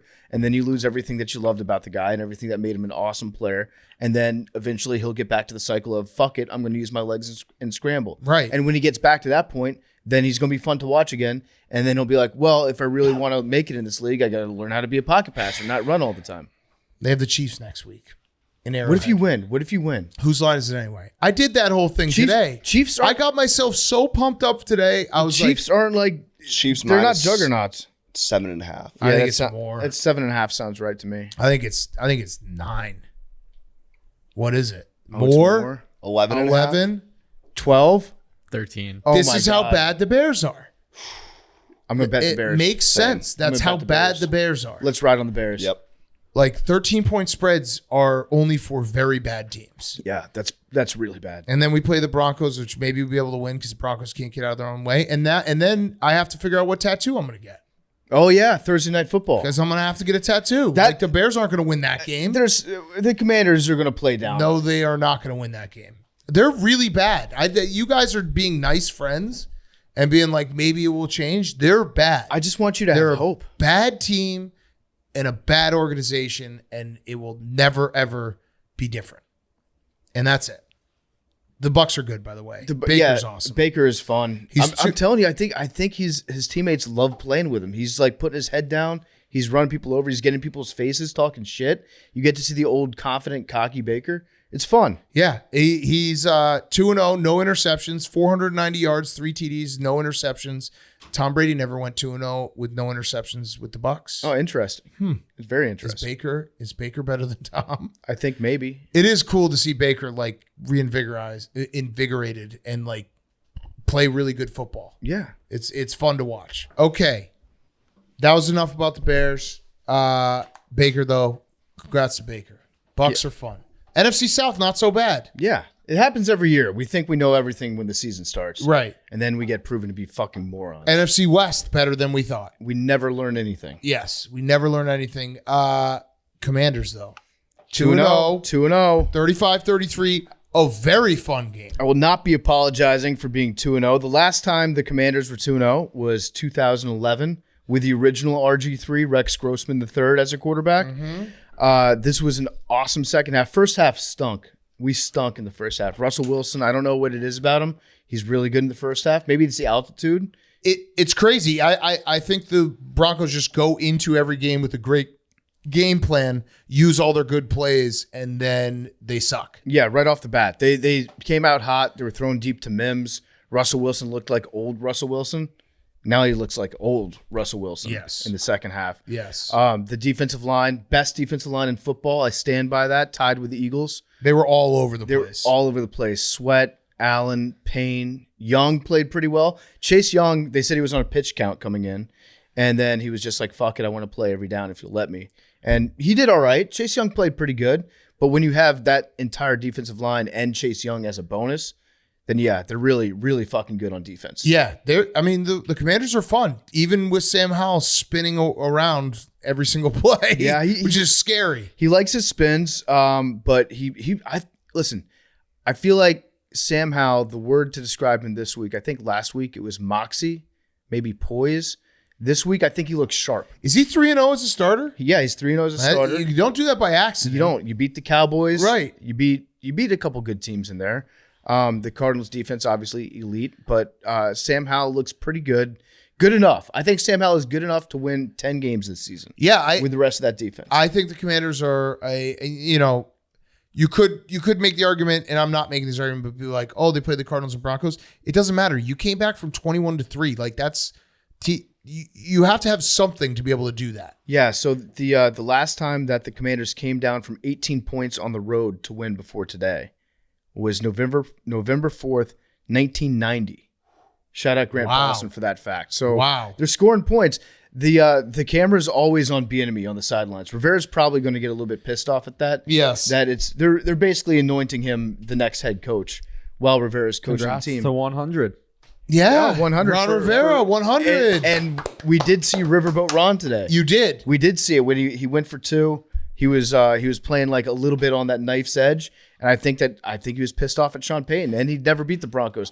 Congratulations to Ron Rivera for finally beating the Broncos. Yeah, 2015 Super Bowl revenge game. Yeah. Yeah, that's He beautiful. doesn't forget. I also love Brian Robinson with how tall he runs. Yeah. You don't see that very often. A running back running as tall as he does. In high school, your coach would be like, "You're running scared." Yeah. You run that tall, but he runs like he loves contact. When he gets out in the open, you're like, what's going on right now? Why is this isn't a running back? Because we're very used to how tall is he as a human being? I want He's to gotta say be over 6 feet. 6'2". Yeah, you don't see running backs that tall, and the way he runs, I'm always like, what's going on here? 6'1", 228. Yeah. He's a fucking monster. He is a monster, and he loves running directly at people and softening them up. He's very fun to watch. I'd like to see him bounce it away from contact occasionally, but he does. He just picks a guy. He's like, okay, I'm going to run directly at your face. And it's crazy how many, like, the Commanders, for everything that happened with Dan Snyder and the franchise, like, they've drafted very well because they have a lot of fucking good players. Well, our strategy is draft the biggest guy from the SEC that you can find. It's a great And strategy. it's a good strategy. It's a very good strategy. It's a really good strategy. The Eagles are doing the same thing. Yeah, there's Just just Georgia. basically Georgia, Yeah. which is the cream of the SEC. But I feel good about the Commanders for the first time in like 30 years. So I'm going to ride this wave, okay? Yes. I'm going to be insufferable as long as we keep winning. And I've already talked myself into the possibility of us beating the Bills at home next week. I feel like the defensive line is good enough where they can get at Josh, make him uncomfortable. And then the offense, if Sam plays today, I'll give Sam a B+. It was a birthday, boys. Sam Howell, Terry McLaurin.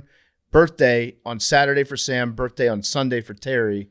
They kissed at midnight like me and Big Cat do every year, part of my take.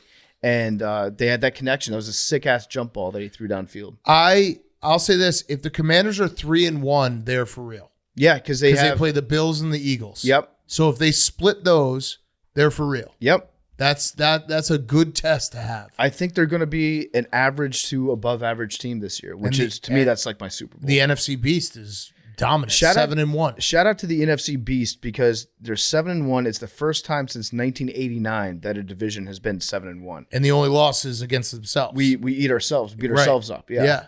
As for the Broncos, fun fact that I completely memory hold, Nathaniel Hackett was 2-1 with the Broncos to start the season. Oh, I didn't know that. Yeah. That was shocking. Well, because the week 1 loss was so bad that it So felt like bad. it counted as 5. They beat the Texans week 2, and then they beat the 49ers in remember that weird 11-10 game? Yeah. In week 3. What was the Texans game? Wasn't that another ugly win they It had? was an ugly win, but they were 2-1 under Nathaniel Hackett. They're 0-2 under Sean Payton. I know that Sean Payton's a way better coach than Nathaniel Hackett, but that's kind of crazy. Sean Payton's very happy that they're 0-2 right now. Yeah. Very happy. No, Nathaniel Hackett. Nathaniel Hackett is very happy that yes. Sean Payton is 0-2 right Yes. now. Yes. Yes. I don't know what the fix is for the Broncos. Just do the first quarter plays in all 4 quarters. I've said it before. Why don't if team scripts work so great, you do the 15 plays and then you just run it from 15-1. And then you hit the flip button. Yeah. So you just reverse the Yeah, you fields do on it. 1 to 15, 15-1, then 1 to 15 again flipped. Yep. Pretty easy. And then 15-1 flipped. and then the game's We over could be at OCs. that That's point. 60 plays right That's there. how I did in Madden. Yeah, it was very easy to do. The Broncos almost won this game. At the very end, the Commanders played awesome in the second half, and then the Broncos have the Hail Mary at the end of the game, and that was a low point for me. That was crazy. Russell Wilson threw a great Hail Mary ball. He throws it really high, came down, got tipped like 4 times, ended up in the end zone. At that point, I thought the game was over. It was like, okay, we lost. And then people will say there was pass interference on the 2-point conversion. To them, I say, did they call it? I don't think they No. did. And I will not be apologizing No. for being 2-0. They did not call it. Not going to apologize. So it was not a pass interference. It was not PI. I thought it was just let the boys play, let the game be decided on the field, not by the stripes. Great job by the officials keeping the flag in their pocket.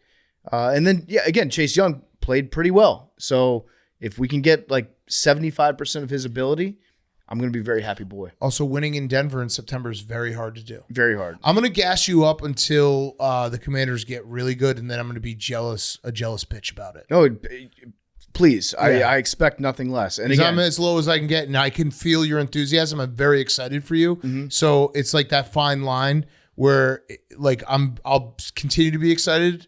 If you win a playoff game, I'm gonna be like, "Fuck you, bitch! I want everything you got." Like, Yeah. I'm gonna fucking cut your tires and key your car, you motherfucking bitch. oh, if I win the Super Bowl, if the Commanders win the Super Bowl this year, and don't look at me like that, Max, when I even said that. yeah, Max, phrase. fuck you, dude. Yeah, you piece of shit. Fuck you. See, this is where I will always have your back because Yeah. it's these fuckers like Max who and Hank is already like a different person. He's back to humble pie. Mm-hmm. Like he's changed. But these fuckers like Max who are like, my team's always fucking good. Yeah, Max. I mean, that's not. I mean, let's just not get ahead of ourselves. You beat the Cardinals and Cardinals, the- great defense. and the Broncos. Yeah. And Well, Sam Howell just spins on every Okay, play. you beat 2 0-2 teams as well. good point. Huh. Fine. Interesting. Huh. Fine. Also coming off a Super Bowl. Now, Max, Interesting. obviously, Super Bowl win. appearance. Oh, coming off a Super Bowl. And a World Series. 0-2. Yeah. That is that's quite coming the from way an to 0-2, phrase man. that, my friend. Super Bowl Coming appearance. off a Super Bowl. It's Like Billy when he's like, yeah, I served. under no circumstances do I think that the Commanders will win a Super Bowl this year. I don't think that. I'm saying if they won a Super Bowl, I would be such a dickhead. And I would love being an asshole. I would love just tasting that. But here's a fun thing, PFT, because you were trying to give me hope, being like, what if Justin Fields turns into being a good quarterback? I think that it's the same chances. As- Commanders winning a Super Bowl, and Justin Fields being a good it could quarterback. happen. It could. I would, It won't. I would love that for the But show. it could. If I won a Super Bowl and then Justin Fields was like a Pro Bowl starter. It That'd could. be great for everybody. Anything involved. could happen. It could happen. I'm on Josh Harris watch. Well, at the end of the game, Josh Harris gave the game ball to Ron Rivera. Nice. Last week, For Ron 100. Rivera Yeah. gave the game ball to Josh Harris. Oh. If you're a player and you see like your coach and your owner getting the game balls, at some point, aren't you like, what the fuck? Like, I hope they just keep giving it back and forth to each other. Yeah. Thank you, sir. Be No, awesome. thank you, sir. Like if I'm Rivera, I'm definitely giving a game ball to Josh Harris if we win the next home game. Yeah, 3-0. It's great for job security, and Ron Rivera knows how to keep a job. Just keep giving the game ball to the guy that signs your paychecks.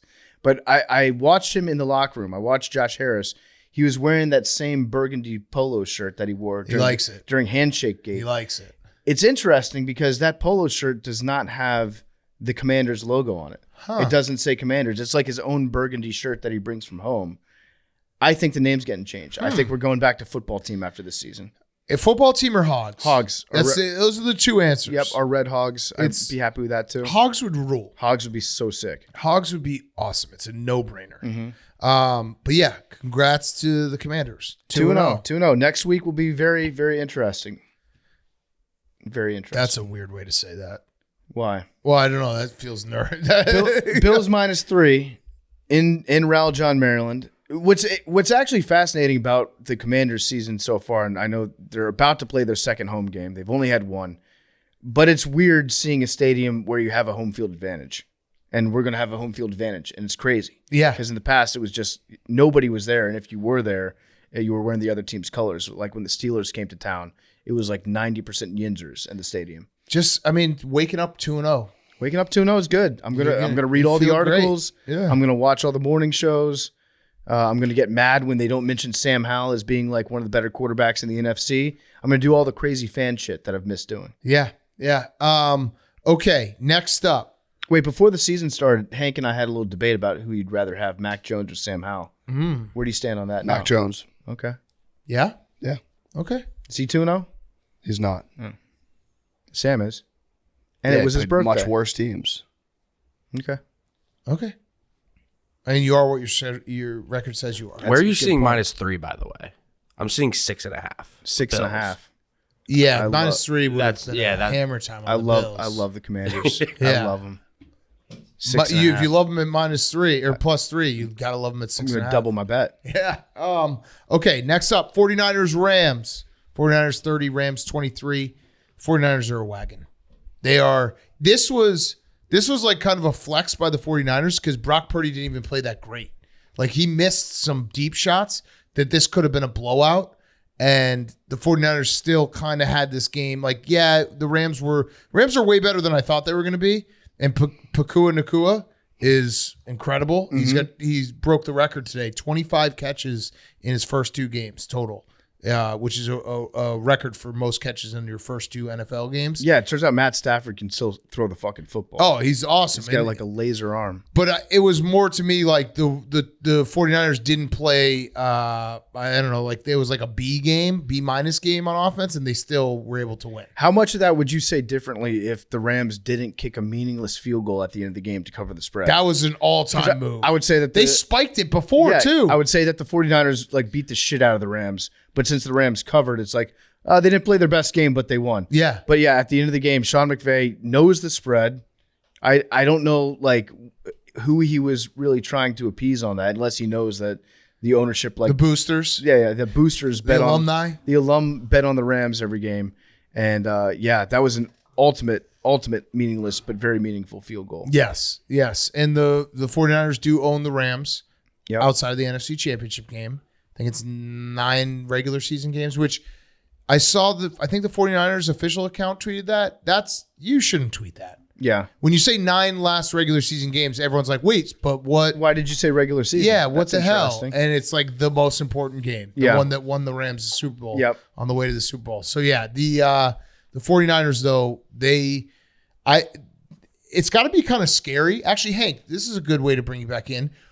As when the Patriots were like winning Super Bowls, was there a part of you like week 2, like the 49ers, if you could just start the playoffs right now, just do it. The only bad thing that can happen for the rest of the season is injuries.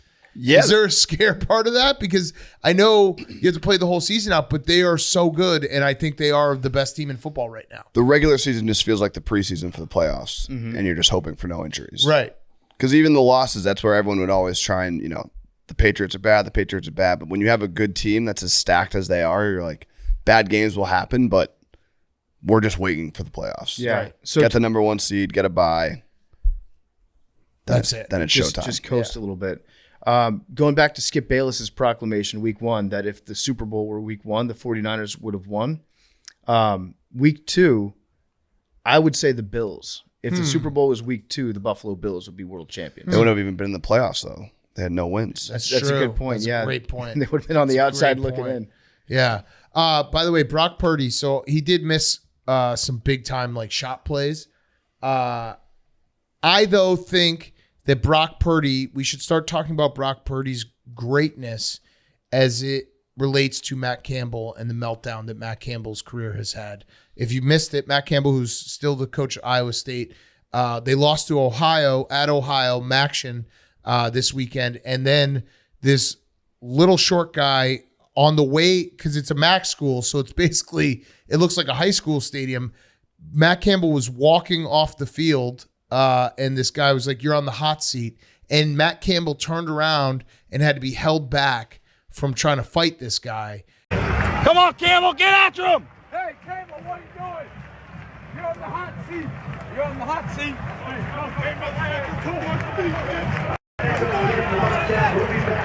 And it made me realize Matt Campbell was being talked about for the USC job. Yeah. He was the hottest name in football and coaching. NFL. Yeah, and NFL. He could have picked any job he wanted.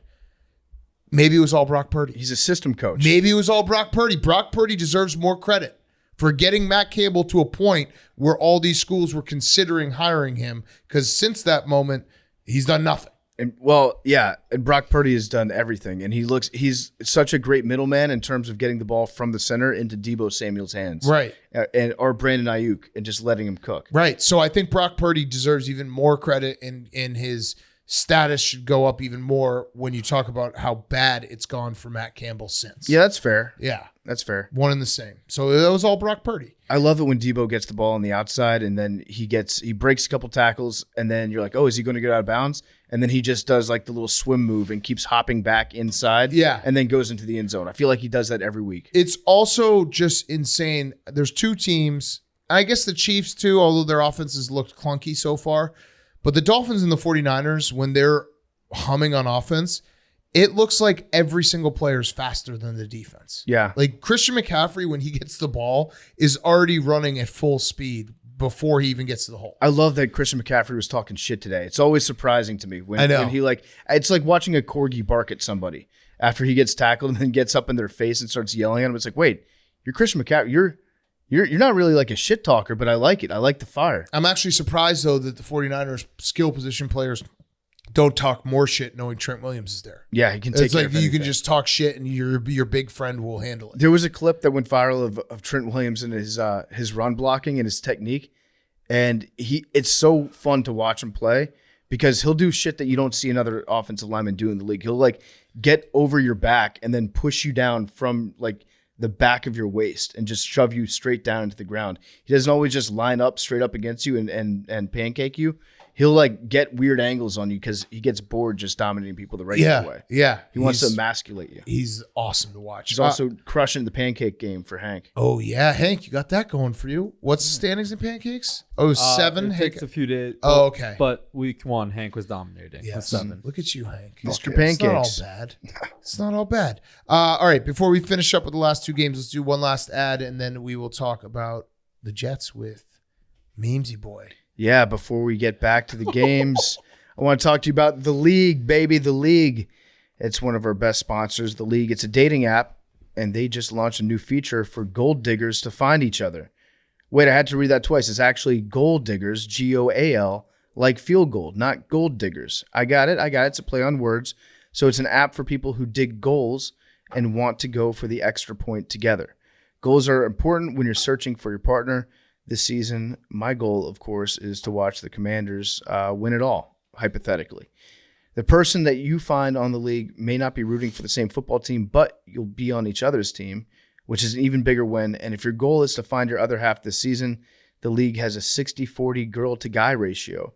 So the straight guys are looking at much better odds compared to the mainstream apps, where you're lucky if there's 30% women. High odds and high achievers equals a high-quality experience. You can download The League now and message hashtag PMT to your in-app concierge, and you'll skip the wait.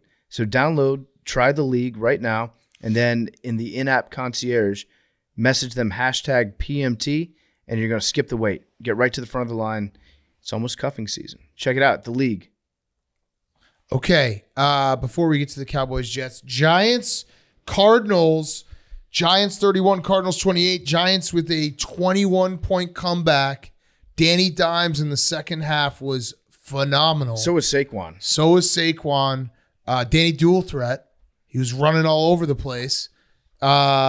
People are saying that like, oh, well, the Cardinals are tanking. No, I think the Giants just finally woke up. They started the season in a 60-0 hole, which is pretty hard to do. Big hole. But yeah, the Giants like that. That feels like a season saved today. Because if they had lost to the Cardinals, they played the 49ers on Thursday Night Football. It could have easily been an 0-3 start. That they saved their season in the second half. Yeah, whatever happened at halftime with Brian Dable, he probably lit into him pretty good. Probably threw a party for a 6-year-old. Yeah. Yeah, no parties on Saturday night this time, Jake? 1-0 following throwing 6-year-old birthday parties this year. No, he's 1-1. 1-1. Because Oh, yeah. That's a bad stat. Bad stat, Jake. 1-0 after not following a party. Yes. Yeah. 1-0 since the game after his birthday party for his 6-year-old. Yes. Let this be a lesson to all you coaches out there. Don't celebrate your children ever. Right. Don't tell them they're great. Yeah. Coach. Yeah, your job is to coach, not to be a dad. You're coaching for your job. Act like it. There's 6 months that you get to be a dad, and then 6 months where all you think about is football. Shout out Cortez being out there. Cortez the fan. If you don't know Cortez, he's a Cardinals super fan. He has a helmet. He wears full jersey, pads, helmet, and the helmet, it looks like he's trying to make the high school roster. He just has a tape and it says Cortez across the helmet, and he's the best. It's a helmet from like 1973. Yeah. Does absolutely no good protecting Cortez. None. But he's got a thick skull. He'll be fine. Yeah. The other great fan of the day was the guy that was in the crowd wearing the Duke New York Giants. Yes. The Daniel Jones super fan. The most hateable person alive. Very much the most hateable person ever. But the Giants look good. They look good in the second half. And listen, I'm rooting for the NFC Beast. I want it to be. I take pride in my division. They So I was did. happy to see the comeback. The Cardinals did run all over the Giants. It was pretty shocking how much James Conner every single time he touched the ball, he just like ripped off a 10-yard run. Yeah. So I don't know. 49ers can run the ball. Mm-hmm. So that might be a problem on Thursday. Ooh, let's play Whose Line Is It Anyway? On What's Thursday night? Where's it at? It's in San Francisco. The Giants are staying out west. Oh, at the Greenbrier. They're staying out west of the Greenbrier. Okay, I'm gonna say 6.5. 49ers 7.5. Ooh, 7 flat. 10. 10. Whoa, I still like the it's Niners. disrespectful. I like them still too. kind of like I the like them too. Niners. Yeah, that feels like Niners. Yeah, Although they are staying out west. Daniel Jones looked good in the second half. And they're staying out west, PFT. That's true. Saquon Time is zones. banged up. The Raiders stayed Again. out East-ish. east-ish. And they got got smoked. They didn't. Yeah, that's but they the came out thing hot. about the They Raiders came out hot. is True. the Raiders didn't stay out east. Right, They east-ish. went. They just went east prematurely. Yeah. Yeah. They went further east. You know who else went east too early when he shouldn't have? Mm-hmm. H-man. H-man. Okay. Last game. Cowboys, Jets. Memes. Cowboys 30, Jets 10. A shit Memes, pumping. Would you like to start? I have a question for the group that we can talk about after, but you want to give us your quick? You said to us Zach Wilson didn't play that bad. He didn't play that bad So you're doubling down. in the first half. He didn't Okay, play that all bad. right. Well, he's Mr. Fourth He's Quarter, Mr. so Fourth he was Quarter. definitely good in the He's- fourth, right? No, it unraveled. What happened? Oh, no. He didn't throw any interceptions, did he? Okay, so Memes, here, I'll use a thought starter and you can go off this. Okay. Is there a chance that Micah to the rest of us, Micah Parsons is the best football player alive? I know, obviously, Patrick Mahomes exists, but Micah Parsons is, watching him play football, he is faster and stronger than everyone else on the football field. It's fucking insane. He was everywhere. He had 2 sacks, 9 pressures, 3 tackles for a loss. He had a play where he just ripped the ball out of Dalvin Cook's hands. He's just, every single play, he's faster and better than everyone. There was one where he sacked Zach Wilson and then he crawled like a dog for like 9 seconds. Yeah. And he was faster crawling on his hands and knees than I would be if I was sprinting. Yeah. Just very impressive stuff. The other one where Zach Wilson's kept on trying to reset his throwing motion. Yeah. And Micah Parsons just buried him. I know it might be a hot take, but he might, as we're sitting here right now, he might be the best football player alive. Football player. I feel like he's the most emasculating football player Yeah. to go up against. He'll just dominate you. The most fucked up part about it is they drafted Zach Wilson over him. Oh, no. Well, you can't do that because he went. I mean, Zach Wilson stinks. No, actually, you know what? It's they drafted Devontae Smith over Micah Parsons. Micah Parsons was the pick after. Devontae Smith is A wide receiver. on the Eagles. Yeah. I'm saying the Jets. I know, but the Eagles are, you can't say like the second pick to 11th pick, although I guess that would be, I know have some history of that, but like you guys needed a quarterback. You can't do that. And they drafted him off of one throw at the combine. Okay, so you do agree, Zach Wilson, like you need another quarterback this year. Yes, can't he's do not this good, but he season. didn't play that bad in the first half. That made it seem like, all right, if the defense could get a stop, which they didn't do today. Yeah, that's the concerning part is that, yeah, you're right. Zach Wilson wasn't like laughably hilarious. Let's all make fun of Zach Wilson bad in the first half. But your defense, which is supposed to be one of the best in the entire league, was pretty bad. Dallas's offense was awesome today. Dak was great. The running game was great. They were like perfectly balanced, just shredding what should be one of the best defenses in the league. So I am a Cowboys hater, but I'll acknowledge a fact that is objectively true. The Cowboys scored 50 points before allowing a point to start the season. The first team to score 50 points before allowing one since the Chargers and Bears in 2006. They're historically good so far. The Cowboys are a very good football team. You ran into a buzzsaw today, Memes, but at least like you would have liked to see your strong units be strong units. Yeah, so like the only kind of positive swing you could try to turn is that the Cowboys are the best team in the NFL right now. Oh, okay. But if they play somebody and, again, they stink, like Dak Prescott throws interceptions, which he should have done today, which he didn't. it looked like the greatest offense of all time. No, he looked good today. He did. We have to give Dak credit when he looks good. They had 44 minutes of possession. Oof. It's pretty good. How many minutes are there? 60. Oh. Sauce dropped in a pick six in the first half. The game's different if Sauce picks that off. Yeah. Yeah, they take the lead. It's So- just bad. It was just so bad. You're so angry. I'm It's so great. mad. What's going to happen is the Jets aren't going to do the fun thing. They're not going to get Jameis Winston, even though they absolutely should. Or Kirk Cousins. They're not going to try to trade for Kirk Cousins, Which they absolutely should. And the Vikings also should not trade Kirk Cousins until the season's done. Well, if they start 0-3, If they start, they still won't do it. if you could get a second round pick, if the Vikings aren't going to have Kirk Cousins be their quarterback next year, I agree. I brought it up last week. I think it's Yeah. the smart move to do, but I don't Yeah. think ever in a million years would a team that's like 0-3 that had expectations of the playoffs. before Yeah, the season, okay. they're not going to trade him away. I don't think. They should try. They should at least pick up the phone and make Yeah. a call. They're going to do something boring. They're going to do something that's just going to be like, okay, we'll tread water and hopefully Aaron will come back from his miracle ankle surgery in time for the playoffs, which we're not going to be in. But they're probably going to get somebody like Colt McCoy, who's like, okay, nice enough, not going to really make an impact on your season. They're probably going to get somebody like Chad Henne, someone that doesn't really move the needle, and then you're going to have like a bunch of really boring losses this year. Yeah, Chad Henne already confirmed he's staying retired. so did Blake Bortles. Yeah. Nobody's coming. If I was- we get Zach Wilson for 15 more games, and we just get to be tortured for 15 more games. Everybody gets to laugh. I get to be miserable. Everybody wins. Yeah. Did you see Jerry had a very special guest in his box tonight? He had the president of FIFA.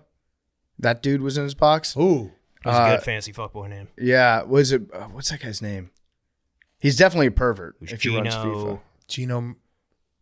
Gino, I don't know. I feel like Jerry Jones is definitely angling for some sort of World Cup. Gianni Infantino. That was cool. Gianni Gianni Infantino. Infantino. Yeah, that guy got Gino. that guy Gianni Infantino walked out of Jerry World with like one of those old school cartoon burlap bags with a dollar sign on it. Yes. Jerry definitely bribed him with something. Yes. Yeah, you got to get another quarterback. Or you just got to jet the fuck up. You got to get another quarterback. Your team is good enough to maybe be a playoff team. Everything was planned correctly, but you got to get another quarterback now. I mean, but if they don't, they just have to wheel Aaron Rodgers out on his hospital bed. He is listening to Dolphins fuck. That's good. Yeah, you guys said that. I must have missed that. He might be trolling. We don't know, but he said that there's healing sounds of Dolphins having sex. That checks out. Yeah. He's also whatever getting works. a weird surgery where he's Loves getting a bridge put into his Achilles. So, listen, if Aaron Rodgers comes back this year, I will buy all the Aaron Rodgers like healing shit. I'll go on one of those retreats. I'll do everything. If he comes back from an Achilles in under 4 months And plays football. I'm buying all of it. I'll suck the vaccines out of my body. Patriots have the lighthouse. What if the Jets just build like a hospital tower and it's just Aaron Rodgers giving the thumbs up, gets the crowd going. It's like Hugh that. Freeze. I like that, yeah. What was it? What's the Patriots lighthouse? Oh, it's this Oh, you new guys thing. didn't hear about So Big Cat, we have to go back because they had an old lighthouse and then they built a bigger jumbotron. By the way, while we were doing Is that stolen valor? If you claim for it to be a I lighthouse, like how we make the joke and then we get back into the lighthouse. think about it. It's stolen valor because a lighthouse is a Coast Guard It's installation, supposed to be saving lives. and it's supposed to be saving lives. If you build a fake lighthouse that probably kills more people during the construction than it'll ever save, that's stolen valor right there. So you don't like to play mini golf? What does that mean? There's fake lighthouses all over there. Are you thinking about windmills? I actually never played the windmill hole. There's lighthouses too Where? on like every You're coastal thinking of- mini golf you're thinking course of in the windmills. world. You play, Hank. You've played every golf course in America, so you've probably seen a few more than I have. By the way, while we were talking, I just got an email that says defective product shirt. And it's I was like, oh shit, like we screwed something up. This is Big Cat wondering if there's a recall, don't really want my money back, just wondering where to send it. And then it was that. Justin Fields is the guy shirt that we sold. That hurt. That hurt a lot to see. Yeah, the Cowboys are really fucking good. Hank, your Cowboys are really good. They are. You should put a future on him. I'm going to. Oh, here we go. Michael Parsons is incredible. He's so much fun to watch play football. Who do the Cowboys? When's the Cowboys' first real game? Patriots. Because they just have been beating up on New York teams. Cowboys At San Fran Sunday. Oh my October God, 8th. they play the Cardinals next week. Holy shit! Yeah, at San Fran. That'll be Whose Sunday Night line? Football. Is it worse than the Bears? Oh my God, it better be. For Cowboys Cardinals. This is going to be a real good litmus test. It is at Arizona, but if it's not 14, It's not. 12.5. 12.5. Oh, damn. Oh, that's going to be a shit pumping. Man, Michael Parsons is going to he's going to break the record. He should break the record. He's so fucking good. Okay. Last thing before we do Who's Back the Week, our friends from DirecTV, it's time to move on to the Overly Direct Take presented by DirecTV. DirecTV is the ultimate destination for pro football. It's where fans can get their football fix this season, whether you're watching games live on TV or streaming app. DirecTV has you covered, and you can get DirecTV without a satellite. Get a $400 reward card with 24-month DirecTV package and receipt of 23-24 NFL Sunday ticket from YouTube. Offer not endorsed or associated. Details at directtv.com. You can be watching DirecTV. You can watch football all year long with DirecTV. DirecTV is the ultimate destination for pro football. It's where fans can get their football fix this summer. So like we said, get a $400 reward card with a 24-month DirecTV package and receipt of the 23-24 NFL Sunday ticket from YouTube, which we have. Love it. Offer not endorsed or associated. Details at directtv.com. So we're going to do something different at the end of these Monday shows. DirecTV, our direct take, overly direct take. Everyone's got to bring a hot take. Do you have one? Cowboys. My overly direct take is the Cowboys are going to win the Super Bowl. Cowboys are going to win the Super Bowl. My overly direct take is that the New England Patriots are going to make the playoffs. Love it. Ooh. Yeah, they're going to make the playoffs. Patriots are going to make the playoffs. They're going to trade for Kirk Cousins, and then everything will be fixed. Okay. My overly direct take is the Tennessee Titans are going to win the AFC South, It's very direct. which Pete Prisco is going to be punching air. It'd be a disaster for the He's Jaguars. going to be punching Wait. low-flying air. Did Pete have? Did he have the Jaguars winning this game? I don't think so. Okay, so this is one where it wouldn't be a disaster. I think he has for them at us. 14-3. Yeah, minimum. Jake? The Cardinals are going to win at least 5 games. Five games? They've been competitive in both of these games. Who are they winning against? I don't know. Okay. It's a hot take. Heard Steve DirecTV. Max. Buda Baker will be an Eagle by the end of the week. You've been talking so about into this Buda concept. Baker. This is when you know this is something we saw with Hank as well.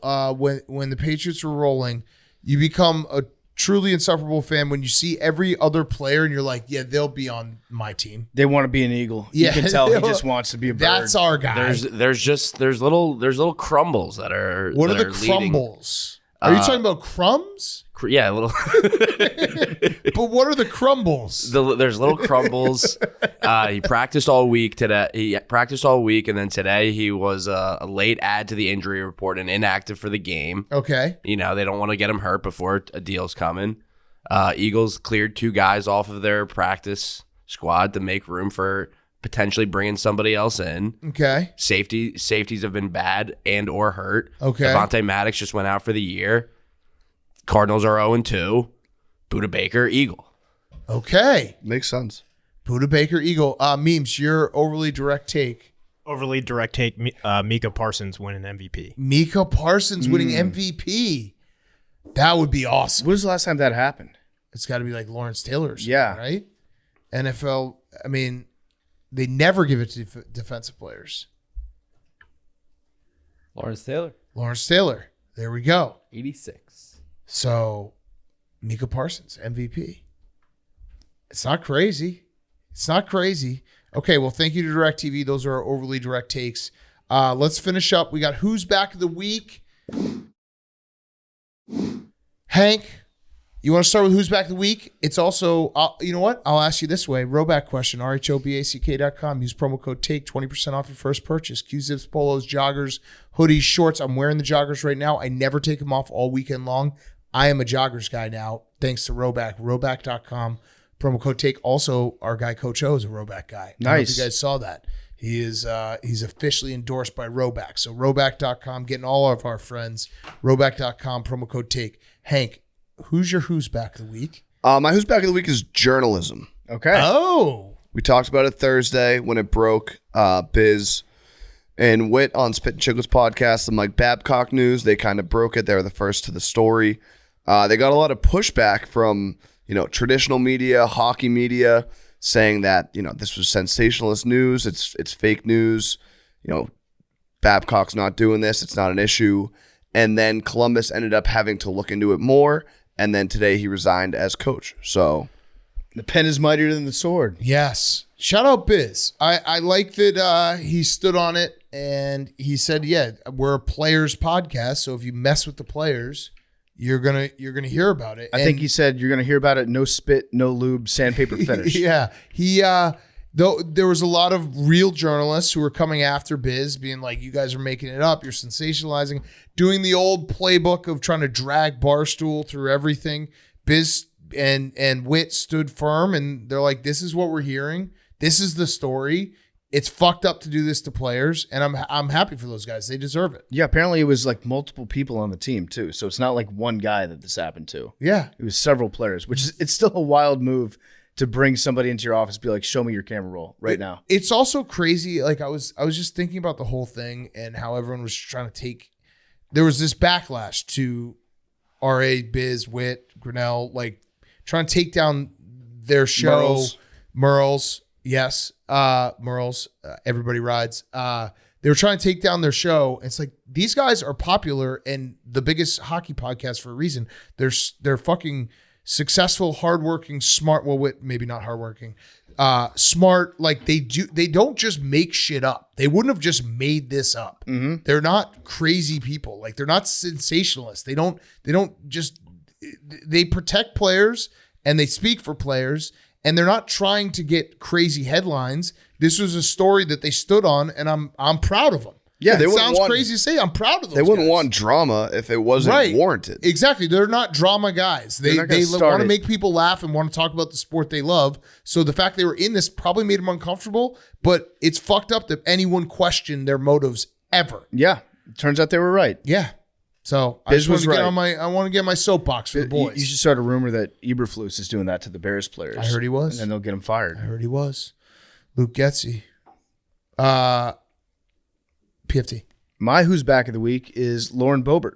Oh. The congressperson from Colorado. Hot. There was a nice video that came out. She was taking in a play, enjoying the arts in Denver, and she went there with her boyfriend, and she got caught vaping. She was getting felt up. She was feeling her date up, and then they got kicked out, and it was a great video. If you haven't seen it, I keep watching all the different angles that come out. I think I've watched so many of these. So many angles, really good angles. I think she set it up because she knew she looked smoking in that dress. Dude. And she was just waiting for the video. She got kicked out intentionally so the security footage would show how great her dress looked. Yes. On her way out. And this is not me being horny. No. I am being horny, but I think I'm being reasonably horny given I don't know. I 100%. I tweeted on Friday night. I was like, listen, I don't want any political weirdos to come after me. Like, can we just say that video was hot? She was hot. Like, she was very hot. He was touching her tits. It's a great dress. She was touching his dick. Then they left. They got kicked out, and you could see the security cam of them like giggling. They probably went home and fucked for hours. They were so happy. It's the quintessential 8th grade date. They went to go see a show. They felt each other up. Beetlejuice. They vaped, and then they got kicked out. That is like my ideal 8th grade weekend. Yeah, it was hot. It was very hot. So hot. Hank, have you seen the same videos we've seen? Wasn't that like a children's musical? Beetlejuice. It's Beetlejuice. There was like a kid right behind her. It's the most. No, wasn't it like Beetlejuice by like her, like the 6th graders? I don't know about that. I don't think so. It wasn't a musical. It was. It was Beetlejuice the musical. Yeah. Oh yeah, it was a musical. Put on by like like for the movie. I feel like Mrs. kids? Jones' 7th grade class. Well, I don't think that's the case. I think you're fake news. I think that you just have to it was admit like that her it was daughter's hot. play. Yeah, No, it was hot. It was hot. It was not her daughter's play. I don't think. Yeah, it was hot as fuck. Boebert or Gomez, one's got to go. Don't make Tiffany me choose. Gomez. She's got to be. I'll tell you what. She's my number one. I saw that dress. Those motherfuckers aren't real. Oh, They're not. Yeah. No, They're Tiffany- great. They're not a knock. Until Bobert takes a feet pick, I'm going to go with Gomez still. Yeah. She's my day one. Yeah, for sure. She's our queen. But yeah, Bobert, didn't know you had it in you. You had it in you. You definitely have it. You had it in you a couple times. And no political weirdos. We don't give a fuck about politics when we say that video was hot. It's just an objectively funny, It was hot hot. thing that Made me hot. It was really good. It made me hot. I would vote for her. I just, wish. just so that we could get more videos of her getting kicked out of places for doing hand jobs. Yeah. All right, here we go. So that we're fair and balanced, criticize the video. It wasn't long enough. Yeah. There it is. I didn't get all the angles. There it is, folks. I would have liked to see it go all the way to the house. Just let them like zoom in. Why are you kicking people out of your theater for having for being hand hot. sex? Yeah. Lock 'cause me up. Throw Let's away just the be honest key. here. If they were gross, then kick them out. Yeah, absolutely. But it wasn't gross. But hot. It was really good. Yeah. All right, my who's I don't back. think it was a kid's play, so not as bad. Okay, there you go. Well, it wasn't bad anyway. It was hot. Did you see it, Hank? It was hot. I don't think you've watched the video. That was my problem with it. People were debating good or bad, hypocrite this. Just say it was hot. And then on her way out, she's like flipping off the security guards. That's hot too. Hot as Yeah. fuck. Yeah. Okay, my who's back of the week is people getting mad about kids running on fields. Oh, So we yeah, had yeah. the debate again. Always. I love it. People getting upset because Colorado won as a 24-point favorite against Colorado State in overtime. And then everyone took to Twitter and was like, this is bullshit, 24-point favorite. I don't know how we keep having this debate. It's very funny to me because every time it pops up, I think of all the kids, Boulder being this case, who had like the best night ever and rushed the field, went out and partied, made memories with their friends forever, and then woke up the next day and saw like a bunch of people being like, you can't do that as a 24-point favorite. And they're like, oh man, last night actually wasn't that fun. Now that I'm reading this stranger on Twitter. I think a good rule of thumb is if you're between the ages of 18 and 24, squeeze all the fun out of life that you possibly can. Correct. It's awesome being that age. And do whatever makes you feel good. And people who are criticizing you probably are jealous that they don't have that much fun left. If they were there, they would be doing the exact same thing that you would. And my favorite argument is the people who are like, well, if you do this for every game, it loses all the feeling for it and like the uniqueness of it. Okay, well then that's on, like, if Colorado storms the field every single game, it won't be as fun by the 10th time. Mm-hmm. That's on them. They've done that to themselves. Let them do it to themselves. Who cares? I want to see a team that's a heavy underdog storm the field after you kick a late, meaningless field goal to cover. Yeah. The Rams fans should have done that. You should storm the field to celebrate that. Just have fun. Just don't listen to people that tell you not to have fun because they're lame. Right. It's a very simple. College kids having fun, someone says is bad. I'm going to side with the college kids because I remember, like, I think that's really what it comes down to is I think there's people who just unfortunately don't remember what it was like to be like 20 years old and how fucking awesome it was to just do random shit with your friends. I remember it. It was awesome. Mm-hmm. I wish I could do it every now and then. Now, at the same token, like let's say that you're like an Alabama fan and you point at that, you're like, look at you guys shouldn't be doing this. That's just because they've had all the joy sucked out of them by having years and years of success. Right. And these high expectations. When you're just new to it like Colorado is, absolutely enjoy every second. One game last year. Also, Alabama, when they do it probably for the national title. That's also fun. Yeah.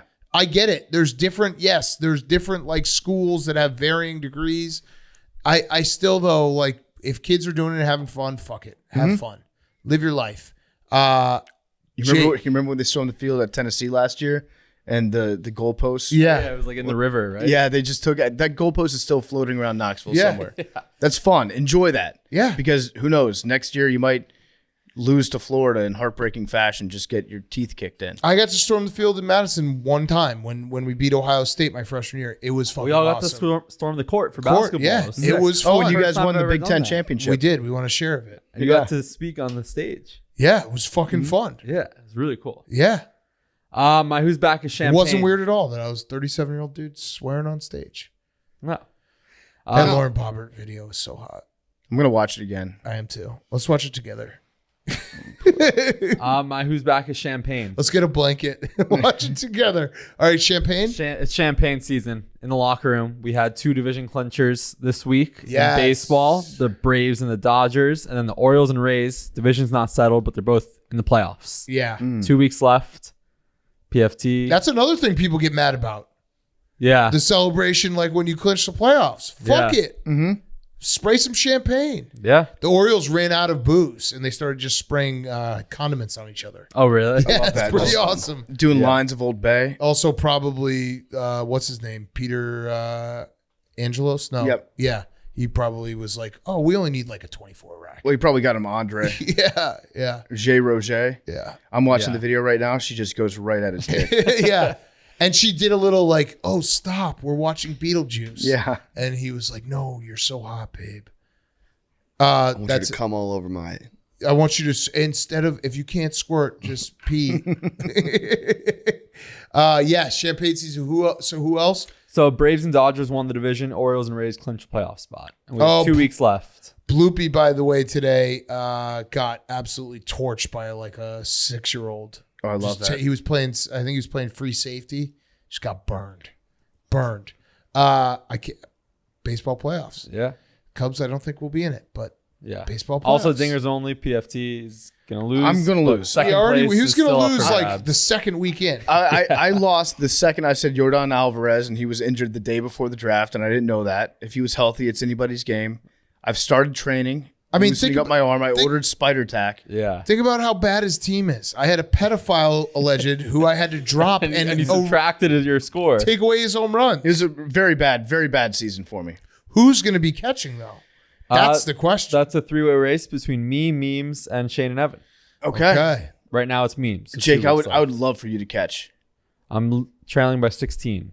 I would love for you to catch. But I'm happy to catch. It would be but- so funny. Yeah. Wait, Oh would you my be God, grunting? I'd be so sore. Yeah, what'd you Oh, bring you'd be out on the so golf sore. course? Did you bring like Icy Hot or? Oh, BioFreeze. Well, Yeah. I keep it in my golf bag. Yeah, you would have BioFreeze on it. You would just Yeah. wear BioFreeze shin guards. Yeah. It'd be great. Also, who's back of the week is Max because he's going to the doctor finally tomorrow. So hopefully he'll get cured. Yep. You're Hopefully. going to do it. You're going to do it. You're going to do it, sweetie. You got this. You want me to come with you? No, but I am going to the DMV tomorrow morning to the doctor's office, which sounds like the worst morning in the history of life. You're a grown up. If you're if you're the AWL, if Max's doctor is an AWL and you're listening to this right now, you have permission to break HIPAA and send us the report.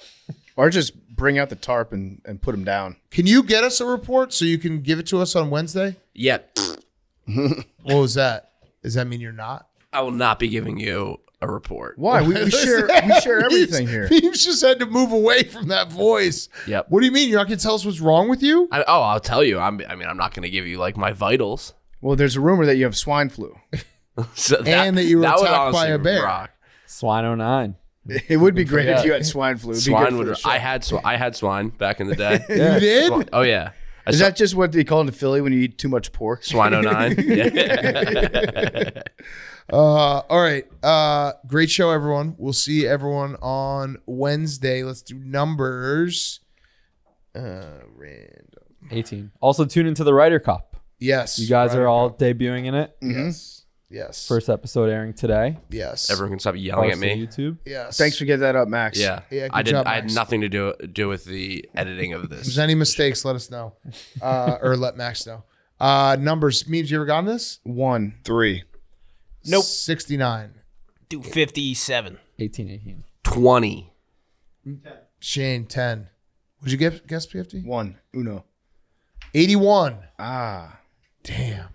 No one's really close. No. I did think about, you could just be saying number, like you No, could just be saying. Hank These is are fake watching me. anyways. Hank These are is fake watching me. anyways. Hank is watching me. I can see. Love you guys. 88 is the largest number without an N in it. Whoa. Whoa. Yeah, because 100. Mm-hmm. Yeah. Yeah. 88 is the largest number without an N in it. Shane just said 82. What about infinity? Didn't Oh, no, that's understand the good. assignment. Yeah. Yeah. Kind of blew my Oh, mind. no. What about Google? A Googleplex? Googleplex? A Google or a Googleplex. Is that a real number? Yeah. I think that's just a fake thing you say. 88. Yeah. 88. 88 degrees. 88 88. degrees. 88.